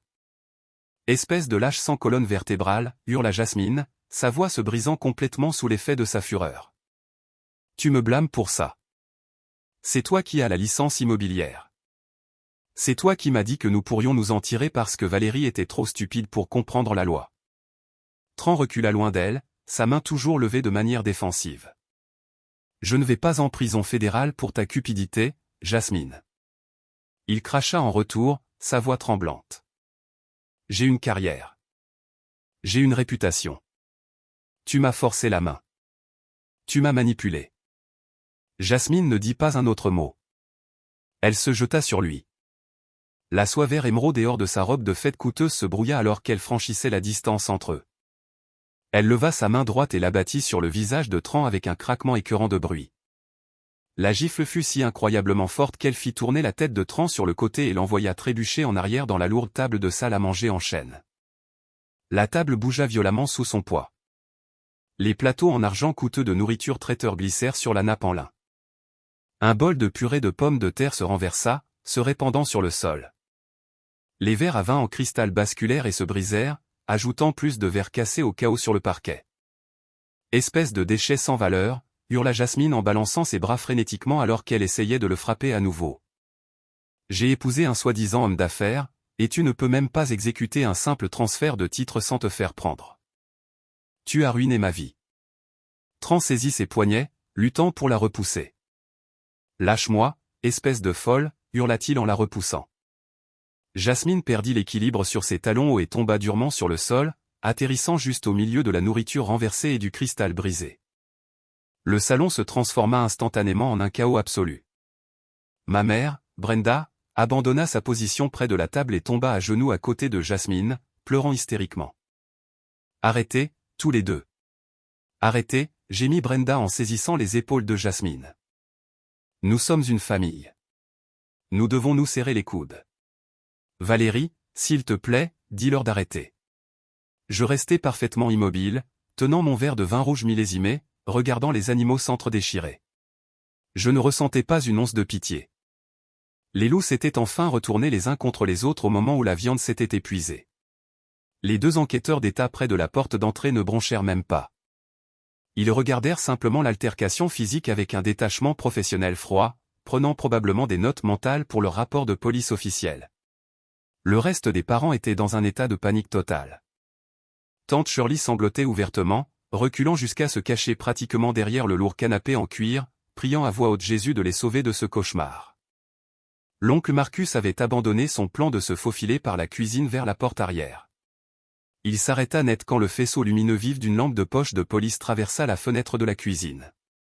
La maison était complètement entourée. Il n'y avait absolument aucune issue pour quiconque. Tran se tenait au-dessus de sa femme en pleurs, sa poitrine se soulevant, son visage rouge vif avec la marque fraîche de l'empreinte de sa main brillant sur sa joue. Il regarda frénétiquement les lumières clignotantes dehors, écoutant le lourd crissement du gravier alors que de multiples bottes lourdes marchaient sur mon allée avant. Le crépitement déformé des radios de police filtrait à travers les murs, amplifiant la terreur dans la pièce. Jasmine sanglotait dans les bras de ma mère, sa robe de designer parfaite ruinée. Tran faisait les 100 pas, marmonnant dans sa barbe à propos de plaidoyer et d'immunité.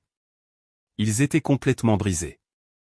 La glorieuse célébration du dîner du dimanche était officiellement devenue une scène de crime.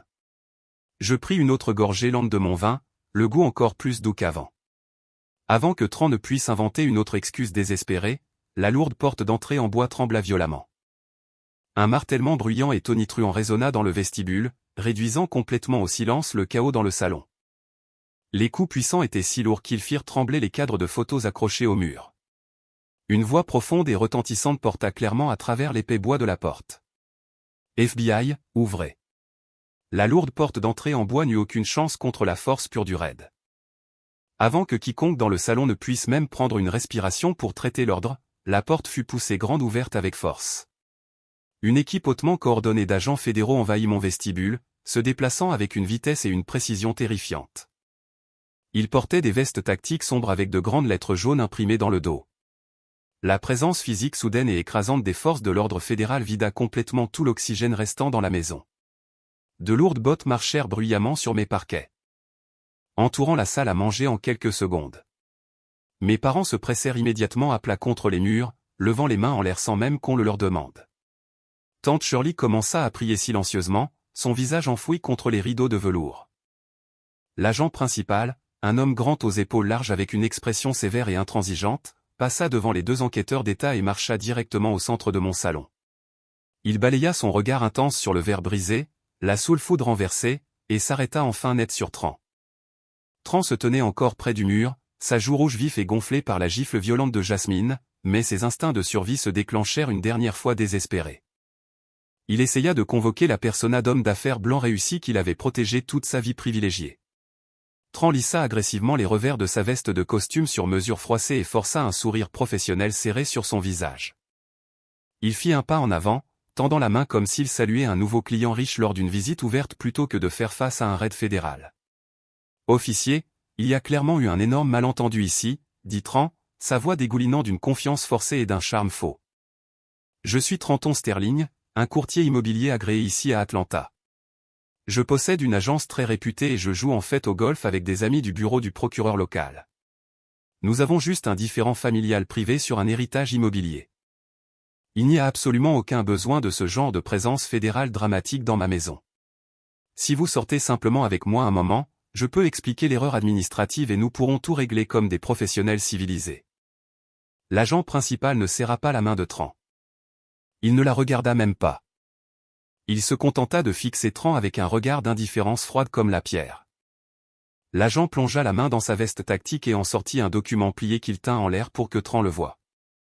Il n'y a pas d'erreur administrative, monsieur Sterling, dit l'agent, sa voix profonde tranchant directement à travers la façade pathétique de Tran. Nous avons un mandat fédéral pour votre arrestation concernant le transfert interétatique frauduleux de 850 000 $. Nous avons les journaux de virement numérique provenant du Delaware. Nous avons l'acte de renonciation falsifié que vous avez déposé au comté. Et nous avons une déclaration enregistrée et sous serment du notaire disgracié que vous avez payé pour tamponner les papiers illégaux. Le faux sourire professionnel de Tran s'effondra complètement. Sa main tendue retomba mollement à son côté.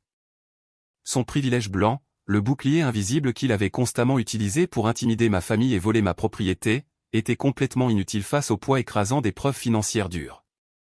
Il secoua la tête, faisant un lampas terrifié en arrière. « Tu ne comprends pas » bafouilla Tran, sa voix montant dans une panique aiguë. « Je n'ai pas falsifié la signature. C'est ma femme qui l'a fait. C'est elle qui voulait l'argent pour son entreprise. J'ai juste traité les documents parce qu'elle me l'a demandé. Vous ne pouvez pas m'arrêter pour une erreur commise par ma femme. » L'agent principal s'avança, réduisant la distance entre eux en une seule enjambée massive. « Retournez-vous et placez vos mains derrière votre dos, monsieur Sterling, » ordonna l'agent d'un ton qui ne laissait absolument aucune place à la négociation ou au débat.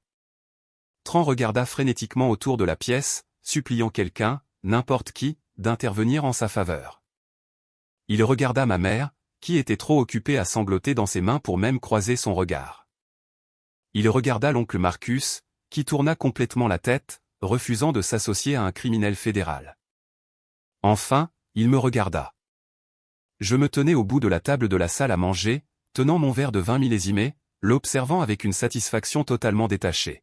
« Je ne suis pas un criminel », supplia Tran, sa voix se brisant alors que des larmes montaient enfin dans ses yeux bleus. « S'il te plaît, Valérie, dis-leur. Dis-leur que j'essayais juste d'aider la famille à construire un héritage. » Je pris une longue gorgée de mon vin et ne dis absolument rien. L'agent attrapa l'épaule de Tran, le fit pivoter brutalement et le plaqua face contre le papier peint floral. Tran laissa échapper un cri fort et indigne lorsque l'agent écarta ses jambes d'un coup de pied et tira ses bras brusquement derrière son dos. Le clic métallique aigu des lourdes menottes en acier se refermant autour des poignets de Tran fut le son le plus fort dans toute la maison. C'était le beau son de sa carrière, de sa fausse richesse et de son orgueil arrogant se faisant complètement détruire. Ma mère hurla bruyamment, enfouissant son visage dans les coussins du canapé, incapable de regarder son précieux gendre traité comme un criminel ordinaire. Les autres agents commencèrent à fouiller Tran, vidant ses poches et saisissant son smartphone coûteux comme pièce à conviction. Tran sanglotait ouvertement maintenant, les larmes laissant des traces humides sur son visage rouge et empourpré. Il avait l'air incroyablement petit et pathétique, entièrement dépouillé de son costume coûteux et de son attitude condescendante.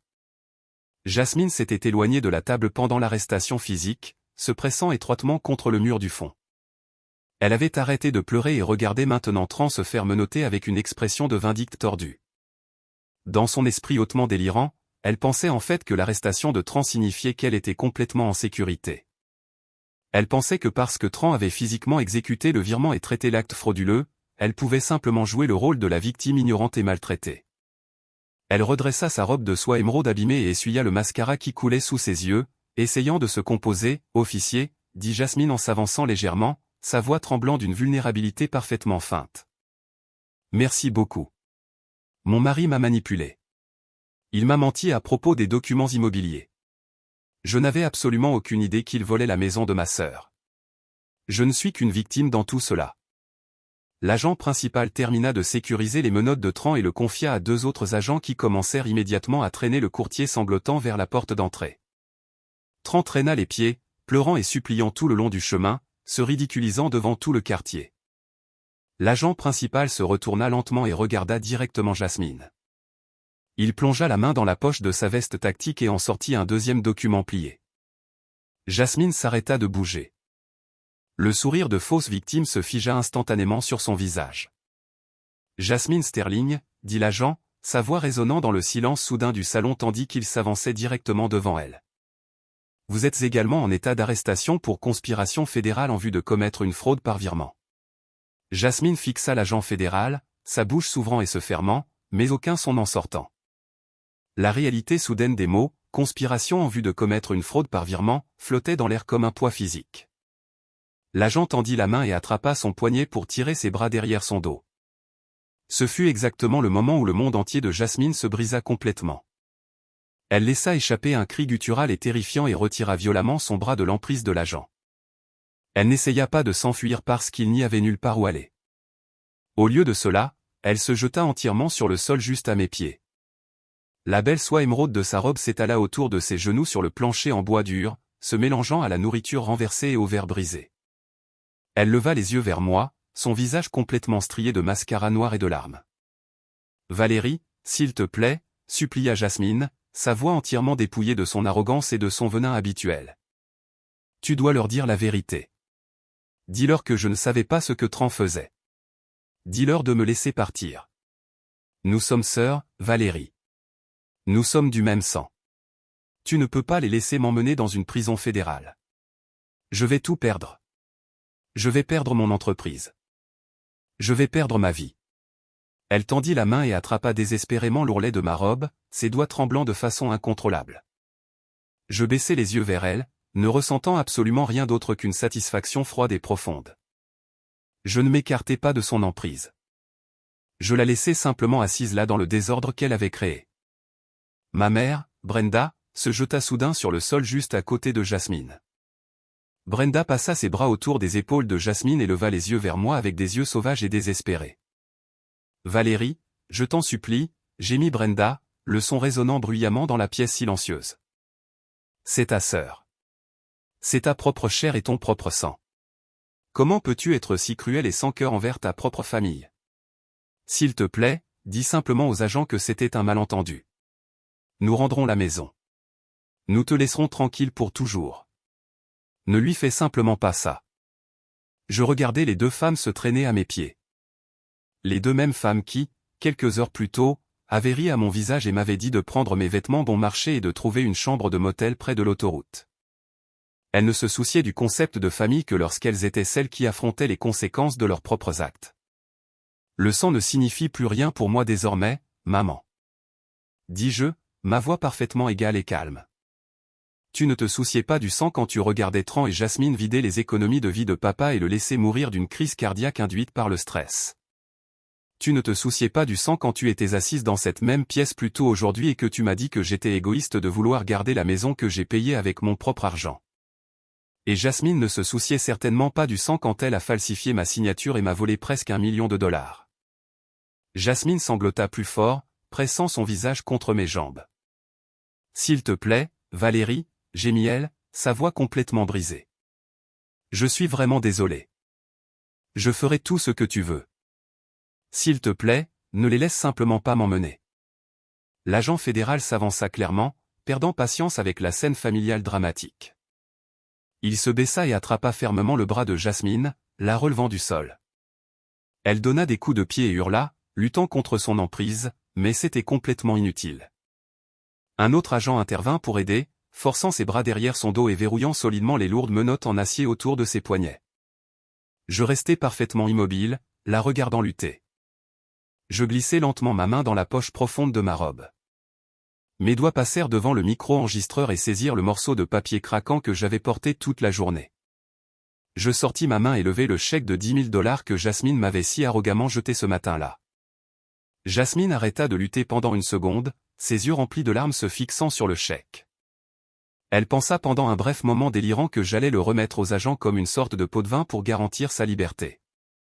Je tins fermement le chèque entre mes deux mains. Je regardai Jasmine droit dans les yeux et, lentement, délibérément, déchirai le papier épais directement en deux. Le son aigu du déchirement coupa à travers ses sanglots pathétiques. Je pris les deux moitiés déchirées, les empilai l'une sur l'autre et les déchirai à nouveau, réduisant son pot de vin arrogant à des morceaux de papier complètement sans valeur. Je m'avançai et ouvris ma main, laissant les morceaux déchirés du chèque voltiger dans l'air. Ils atterrirent doucement sur les cheveux abîmés de Jasmine et se dispersèrent sur son visage taché de larmes. « Utilise ça pour un avocat commis d'office, Jasmine, dis-je, ma voix entièrement dépourvue de toute émotion. Tu vas en avoir besoin. » Les agents fédéraux ne donnèrent pas à Jasmine un autre moment pour pleurer ou supplier ou négocier sa liberté. Ils la relevèrent complètement par les bras, ignorant ses hystéries dramatiques, et la firent sortir directement par la porte d'entrée de ma maison. Tran était déjà dehors, poussé agressivement à l'arrière d'un SUV fédéral sombre et banalisé. Les lumières clignotantes rouges et bleues illuminèrent le maquillage abîmé de Jasmine et sa robe de soie émeraude déchirée tandis que les agents la poussaient dans un véhicule séparé. Elle hurlait encore mon nom, me suppliant de la sauver, mais les lourdes portes en acier se refermèrent avec une finalité qui résonna vivement dans la rue résidentielle calme. L'agent principal se tourna vers moi, me donnant un bref hochement de tête respectueux en guise de reconnaissance avant de sortir et de tirer ma lourde porte d'entrée derrière lui. Les lumières clignotantes s'éloignèrent lentement dans le pâté de maison, laissant la maison dans un silence soudain et suffocant. Je me retournai lentement pour faire face aux membres restants de ma famille. Le salon ressemblait exactement à une zone de guerre. Des cristaux brisés, des assiettes de nourriture de traiteurs coûteuses écrasées et du vin sombre renversé tachaient les planchers en bois dur poli. Tante Shirley fut la première personne à bouger. Elle garda les yeux fermement fixés sur le sol, refusant de me regarder tandis qu'elle attrapait son sac à main coûteux et sprintait pratiquement vers l'entrée. L'oncle Marcus la suivit de près, marmonnant frénétiquement dans sa barbe à propos d'une réunion d'affaires matinale. Un par un, le reste des parents complices sortirent de la maison dans un silence complet et humilié. Aucun d'eux n'offrit d'excuses. Aucun d'eux n'osa plus défendre Jasmine ou Tran. Ils se faufilèrent dehors comme des rats effrayés fuyant un navire en train de couler, terrifiés à l'idée que ma colère calculée puisse d'une manière ou d'une autre se tourner vers eux ensuite.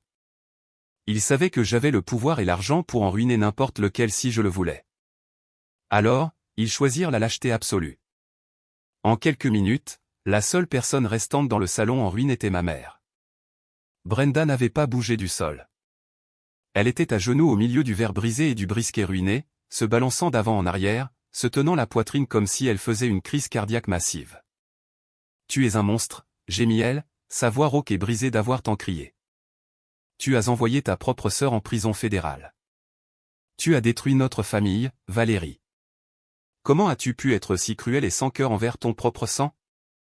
Je marchai jusqu'à la table de la salle à manger, enjambant soigneusement une flaque de vin rouge, et pris mon verre en cristal. Je pris une lente et délibérée gorgée, savourant la saveur riche et coûteuse avant de baisser les yeux vers la femme qui était censée me protéger toute ma vie. « Je n'ai pas détruit cette famille, maman. » dis-je, ma voix parfaitement calme et ferme, tranchant à travers ses sanglots dramatiques. « C'est toi qui l'as fait. Tu as créé ce monstre exact quand tu as élevé Jasmine pour qu'elle croie que les règles du monde ne s'appliquaient pas à elle. Tu étais assise juste là à ma table et tu souriais pendant qu'elle essayait de me jeter dehors de ma propre maison avec un chèque de 10 000 $. Tu l'as acclamée pendant qu'elle complotait pour voler ma propriété et ruiner ma vie. La seule raison pour laquelle tu pleures sur mon sol en ce moment, c'est parce que la mauvaise fille a gagné. » Elle haleta bruyamment, levant les yeux vers moi comme si j'étais le diable incarné. « Tu es morte pour moi, Valérie. » siffla-t-elle, ses yeux remplis d'un venin toxique pur. « Tu n'es plus ma fille, et je ne te pardonnerai jamais ce que tu as fait à ma Jasmine aujourd'hui. » Je souris froidement, sentant un poids immense se lever enfin de mes épaules. « Je n'ai pas été ta fille depuis très longtemps, Brenda, » répondis-je, en utilisant son prénom pour rompre le dernier lien entre nous. « Et puisque tu n'as plus d'enfant doré et riche sur qui compter, je te suggère vivement de prévoir ton propre plan de retraite parce que tu n'obtiendras pas un seul centime de moi. » Je sortis mon smartphone et composai le numéro direct de l'entreprise de sécurité privée que j'avais engagée plus tôt dans la semaine. Je les avais payés à un tarif premium pour rester garés dans un véhicule juste au bout de la rue en attente précisément pour ce moment exact. En moins de 2 minutes, une paire de grands gardes de sécurité en uniforme entrèrent par ma porte d'entrée déverrouillée. « Veuillez escorter cette femme hors de ma propriété », ordonnai-je aux gardes, pointant un doigt parfaitement manucuré vers ma mère. « Et si elle remet un jour les pieds sur mon allée ou mon porche, vous avez mon autorisation stricte d'appeler la police locale et de la faire arrêter immédiatement pour violation de domicile. » Brenda hurla et se débattit violemment tandis que les 2 grands gardes la soulevaient doucement mais fermement du plancher en bois dur. Elle maudit mon nom tout le long du couloir, m'appelant par tous les noms vils et dégradants qu'elle pouvait imaginer. Mais je restais simplement là dans le salon et terminais mon verre de vin. La porte d'entrée se referma enfin avec un clic, la verrouillant hors de ma vie et de mon sanctuaire pour toujours. La maison était enfin entièrement silencieuse. La présence lourde et suffocante de ma famille toxique avait complètement disparu, laissant derrière elle une atmosphère vive et propre. Je passai l'heure suivante à marcher lentement dans les pièces vides du rez-de-chaussée, respirant le silence paisible. Je ne pris même pas la peine de nettoyer le verre brisé ou la nourriture ruinée dispersée sur le sol du salon. J'étais millionnaire maintenant et je pouvais facilement me permettre d'engager une équipe de nettoyage professionnelle approfondie le matin. Je montai à l'étage jusqu'à ma chambre principale, enlevant ma robe de soie vert émeraude et enfilant mon pyjama le plus confortable et doux. L'adrénaline intense de l'exécution de l'opération d'arrestation fédérale s'estompait lentement, laissant derrière elle un profond et absolu sentiment de paix et de victoire. J'avais réussi. J'avais sauvé ma maison, et j'avais complètement démantelé les personnes avides qui avaient essayé de détruire mon avenir. Je grimpai dans mon grand lit confortable, tirant la couette douce et lourde sur mes jambes. Je tendis la main pour éteindre la lampe de chevet, prête à dormir parfaitement pour la première fois en plus de 5 longues années. Mais juste au moment où mes doigts effleurèrent l'interrupteur métallique, mon téléphone commença à vibrer bruyamment sur la table de nuit en bois. L'écran lumineux éclaira la chambre sombre, affichant un numéro local inconnu. Il était presque minuit un dimanche. Personne n'appelle à cette heure sauf en cas d'urgence absolue. Je fixai l'écran lumineux pendant un long moment, mes instincts d'auditrice légale s'éveillant immédiatement. Je tendis la main, pris le téléphone et appuyai sur le bouton vert d'acceptation en portant l'appareil à mon oreille. « Est-ce Valérie ?» demanda une voix masculine profonde et épuisée à travers le haut-parleur. « C'est bien elle », répondis-je, gardant ma voix extrêmement prudente et entièrement neutre. « Mon nom est David Carmichael », dit la voix, laissant échapper un lourd soupir. « Je suis associé principal au cabinet d'avocats Carmichael & Associates ici à Atlanta. J'ai été officiellement engagé par Trenton Sterling il y a environ 30 minutes pour être son avocat principal en divorce et défense pénale. Il est actuellement assis dans une cellule de détention fédérale en centre-ville, et il est absolument terrifié. Il m'a supplié de vous appeler ce soir pour voir si nous pouvons discrètement conclure un accord avant que le procureur fédéral ne dépose formellement l'acte d'accusation demain matin. » J'écoutais l'avocat coûteux respirer lourdement dans le combiné, attendant désespérément ma réponse. « Monsieur Carmichael, dis-je, ma voix complètement plate et dépourvue de toute sympathie. Vous êtes associé principal, donc je suis assez sûr que vous comprenez exactement comment fonctionne la fraude par virement fédéral. Le gouvernement des États-Unis ne conclut pas de accord discret en coulisses un dimanche soir avec un homme qui a été pris en flagrant délit de déplacement de fonds volés à travers les lignes d'État. Dites à votre client qu'il aurait dû passer son énergie à trouver un emploi honnête au lieu d'essayer de voler ma maison. Ne rappelez plus jamais mon numéro. » J'appuyai sur le bouton rouge pour mettre fin à l'appel et laisser tomber le téléphone sur ma table de nuit en bois. Je tirai la couette lourde sur mes épaules et dormis toute la nuit sans me réveiller une seule fois. 6 mois plus tard, le système judiciaire fédéral avait complètement et totalement démantelé ce qui restait de l'empire factice de Tran et Jasmine. Le procès pénal fut incroyablement bref et brutalement efficace. Tran dépensa une fortune absolue pour retenir M. Carmichael, mais aucune manœuvre juridique coûteuse ne put effacer l'empreinte numérique du virement du Delaware. L'accusation diffusa l'enregistrement audio de Jasmine admettant avoir falsifié la signature juste là dans la salle d'audience ouverte. Ils firent même venir Richard Batt, le notaire déshonoré, qui témoigna volontiers contre Tran en échange d'une peine plus légère. Tran se tenait dans la salle d'audience fédérale, paraissant incroyablement pâle et mince. Ses costumes sur mesure coûteux avaient disparu, remplacé par une combinaison orange trop grande standard. Son privilège blanc arrogant s'était complètement évaporé sous le poids écrasant des directives fédérales. Le juge ne montra absolument aucune pitié envers un criminel en col blanc qui s'en était pris à ses propres membres de famille. La commission immobilière de l'État révoqua définitivement sa licence de courtier, lui assurant qu'il ne vendrait plus jamais légalement un bien immobilier pour le reste de sa vie naturelle. Puis le juge abattit le lourd marteau en bois. Trenton Sterling fut condamné à cette année complète dans un pénitencier fédéral sans possibilité de libération conditionnelle anticipée. Mais la partie la plus satisfaisante de tout le drame judiciaire fut de regarder la destruction complète de leur mariage toxique. Dans une tentative désespérée et pathétique d'obtenir une peine plus légère, Tran déposa officiellement une demande de divorce depuis sa cellule de détention. Ses avocats de la défense essayèrent de peindre Jasmine comme le cerveau maléfique qui avait manipulé son mari innocent et confiant pour commettre la fraude. Les procédures de divorce chaotiques gelèrent immédiatement les quelques actifs légitimes qui leur restaient, et les honoraires juridiques exorbitants drainèrent le reste. Jasmine fut forcée de déclarer faillite totale. Sa grande vision d'ouvrir un spa de luxe en centre-ville s'évapora dans les airs. La banque reprit rapidement son SUV de location coûteux, et elle fut formellement expulsée de son appartement de luxe en hauteur. L'enfant doré de la famille, la femme qui avait l'habitude de se moquer de ma garde-robe et de regarder de haut ma carrière, fut soudainement jetée dans la réalité dure et impitoyable du vrai monde. Sans l'argent volé de Tran ni les fonds de retraite drainés de mon père pour soutenir son style de vie délicat, Jasmine dut réellement travailler un emploi physique épuisant pour la première fois de sa vie adulte. Il y a quelques semaines, je conduisais devant un dîner bon marché et délabré à la périphérie de la ville. Je m'arrêtai à un feu rouge et regardai à travers les vitres tachées de graisse. Je la vis. Elle portait un uniforme en polyester marron hideux, portant un lourd plateau en plastique chargé de tasses à café sales et d'assiettes de nourriture à moitié mangées. Elle essuyait des tables en stratifique collante pendant qu'un client grossier claquait des doigts vers elle. Les chemisiers en soie de créateur et les stilettos coûteux avaient disparu, remplacés par un filet à cheveux bon marché et d'épaisses chaussures en caoutchouc antidérapantes. Elle avait l'air épuisée, misérable et complètement vaincue. Je ne pris même pas la peine de me garer sur le parking pour me vanter. Savoir simplement qu'elle vivait enfin exactement la vie qu'elle méritait était plus que suffisant pour moi. J'appuyai sur la pédale d'accélérateur et m'éloignai sans y penser une seconde de plus. Bien sûr, les retombées sociales dans la communauté locale furent incroyablement chaotiques au début. Ma mère Brenda et tante Shirley ne pouvaient tout simplement pas se taire. Elles passèrent les premiers mois après les arrestations à courir à tous les pique-niques d'église et barbecues de quartier en racontant un récit totalement inexact. Elles disaient à tous ceux qui voulaient les écouter que j'étais une sœur amère et jalouse qui avait utilisé une technicalité pour voler l'argent de Jasmine et piéger mon beau-frère innocent. Elles essayèrent de me peindre comme la méchante de la famille, un monstre impitoyable qui avait brisé le cœur de sa mère par pure rancune et avidité. Les gens commencèrent à me lancer des regards de billets à l'épicerie. D'anciens amis de la famille traversaient abruptement la rue quand ils me voyaient marcher vers eux. Ils pensaient que je me recroquevillerais de honte. Ils pensaient que j'essaierais désespérément de me défendre et de mendier leur approbation comme je le faisais quand j'étais plus jeune.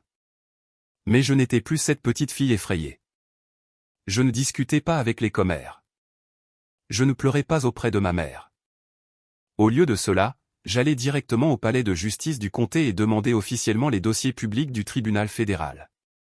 Je fis 50 copies des documents officiels de condamnation, de l'analyse graphologique légale et de la transcription non scellée de la confession enregistrée de Jasmine, où elle admettait arrogamment m'avoir volé. Je les mis toutes dans des enveloppes manies simples et les envoyai directement à chaque parent bavard, voisin fouineur et ancien de l'église qui avait osé prononcer mon nom. Les commérages de la communauté furent complètement et instantanément réduits au silence. Personne n'osa plus jamais me contrarier. Le silence qui s'installa sur ma vie après le procès n'était pas le genre de silence solitaire dont ma mère m'avait toujours menacé. C'était le riche silence doré de la liberté absolue. Je passai les mois suivants à transformer lentement la grande maison historique en briques dans le West End.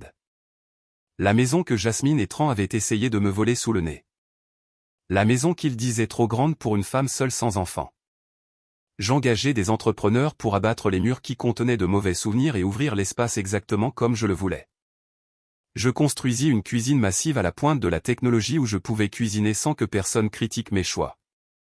Je transformai la salle à manger formelle où ils s'étaient moqués de moi autour d'un vin coûteux en une belle bibliothèque lumineuse tapissée de livres du sol au plafond. La maison ne ressemblait plus à un monument familial à la ruine financière de mon père ni à un rappel menaçant de l'amour conditionnel de ma mère. Elle ressemblait à un sanctuaire. Elle me semblait entièrement et complètement mienne.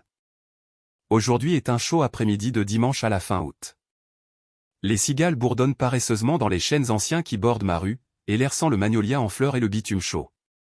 Je suis assise sur mon large porche enveloppant, me balançant doucement d'avant en arrière dans une chaise en bois faite sur mesure. Je porte une simple robe en lin blanc, sans maquillage, et absolument aucune armure. J'ai un grand verre de thé glacé fraîchement infusé posé sur la petite table à côté de moi, la condensation coulant lentement sur le côté du verre. Je regarde par-dessus ma pelouse parfaitement entretenue, observant les enfants du quartier faire du vélo sur le trottoir. Je pense à où j'étais exactement il y a un an.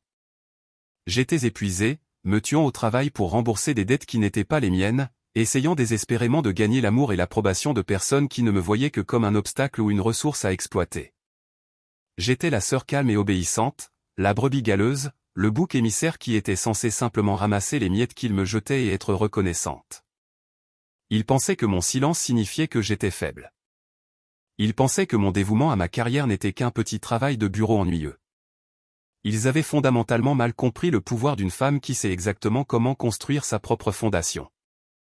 Ma mère essaie encore d'appeler depuis des numéros masqués tous les quelques mois, généralement juste autour des fêtes quand la réalité de sa vie isolée devient trop lourde à supporter pour elle.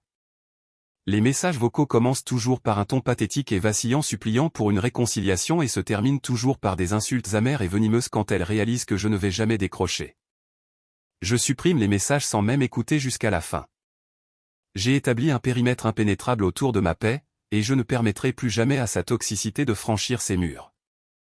Jasmine travaille encore des doubles shifts au dîner, vivant dans un petit appartement exigu du mauvais côté de la ville, se plaignant à quiconque veut l'écouter que la vie est incroyablement injuste. Etran est assis dans une cellule fédérale, apprenant à la dure qu'un costume taillé sur mesure et un sourire lisse ne peuvent pas vous sortir d'une fraude par virement interétatique. Les gens me demandent souvent si je regrette d'avoir déchiré ma famille. Ils se demandent si les 850 000 $ valaient vraiment la peine de perdre ma mère et ma sœur pour toujours. Je souris toujours quand ils posent cette question parce qu'ils ne comprennent toujours pas. Je n'ai pas déchiré ma famille. La famille était déjà brisée bien avant que je décide de riposter. Elle était construite sur des mensonges, de la manipulation et le sacrifice constant et incessant de mon propre bonheur. Tout ce que j'ai fait, c'est arrêter de participer à l'illusion. Tout ce que j'ai fait, c'est me lever et refuser d'être leur victime plus longtemps. La vraie liberté n'est pas seulement d'avoir une indépendance financière ou de posséder une belle maison historique libre et claire. La vraie liberté est la connaissance absolue et inébranlable que vous vous appartenez à vous-même. C'est le pouvoir d'entrer dans une pièce et de ne pas se soucier de qui vous approuve parce que vous vous êtes déjà approuvé vous-même. En tant que femme noire dans cette société, on nous apprend si souvent à nous rapetisser, à porter les fardeaux de tous ceux qui nous entourent, à souffrir en silence et à appeler cela de la force. On nous dit de tenir la famille ensemble même quand la famille est activement en train de nous déchirer. Mais je suis ici pour vous dire que poser une limite est l'acte le plus fort et le plus radical d'amour-propre que vous puissiez jamais accomplir. Vous ne devez votre paix à personne simplement parce que vous partagez le même sang. Vous n'avez pas à accepter le manque de respect juste parce qu'il est enveloppé dans le déguisement familier de la tradition familiale. S'ils ont besoin que vous soyez petite pour qu'ils se sentent grands, ce ne sont pas vos gens. S'ils exigent vos ressources pour financer leurs illusions, ils ne vous aiment pas. Ils n'aiment que ce qu'ils peuvent extraire de vous. Je prends une lente et rafraîchissante gorgée de montée glacée et lève les yeux vers le ciel bleu brillant qui s'étend sans fin au-dessus d'Atlanta. Mes comptes bancaires sont sécurisés, ma carrière prospère, et ma maison est remplie uniquement de personnes qui me respectent et me valorisent sincèrement. J'ai construit cette vie de mes propres mains et je la protégerai farouchement jusqu'à mon dernier souffle. Si vous regardez cela en ce moment et que vous êtes le bouc émissaire de votre famille, celui qui travaille dur, celui qui est négligé, celui à qui on dit constamment d'accepter l'inacceptable, je veux que vous entendiez cela haut et fort. Votre valeur n'est pas définie par leur incapacité à vous valoriser. Votre intelligence, votre pouvoir et votre résilience vous appartiennent entièrement. Arrêtez d'attendre qu'ils s'excusent. Arrêtez d'attendre qu'ils vous voient enfin. Voyez-vous vous-même. Protégez-vous vous-même. Et n'ayez jamais, jamais peur d'utiliser votre propre brillance pour brûler leur château toxique jusqu'au sol. Merci beaucoup d'avoir regardé mon histoire. Si vous avez trouvé de la force dans ce parcours, veuillez appuyer sur le bouton j'aime et vous abonner à la chaîne pour plus d'histoires de triomphe et d'indépendance sans excuses. Dites-moi dans les commentaires ci-dessous comment vous avez établi des limites dans votre propre vie et trouvé votre propre paix.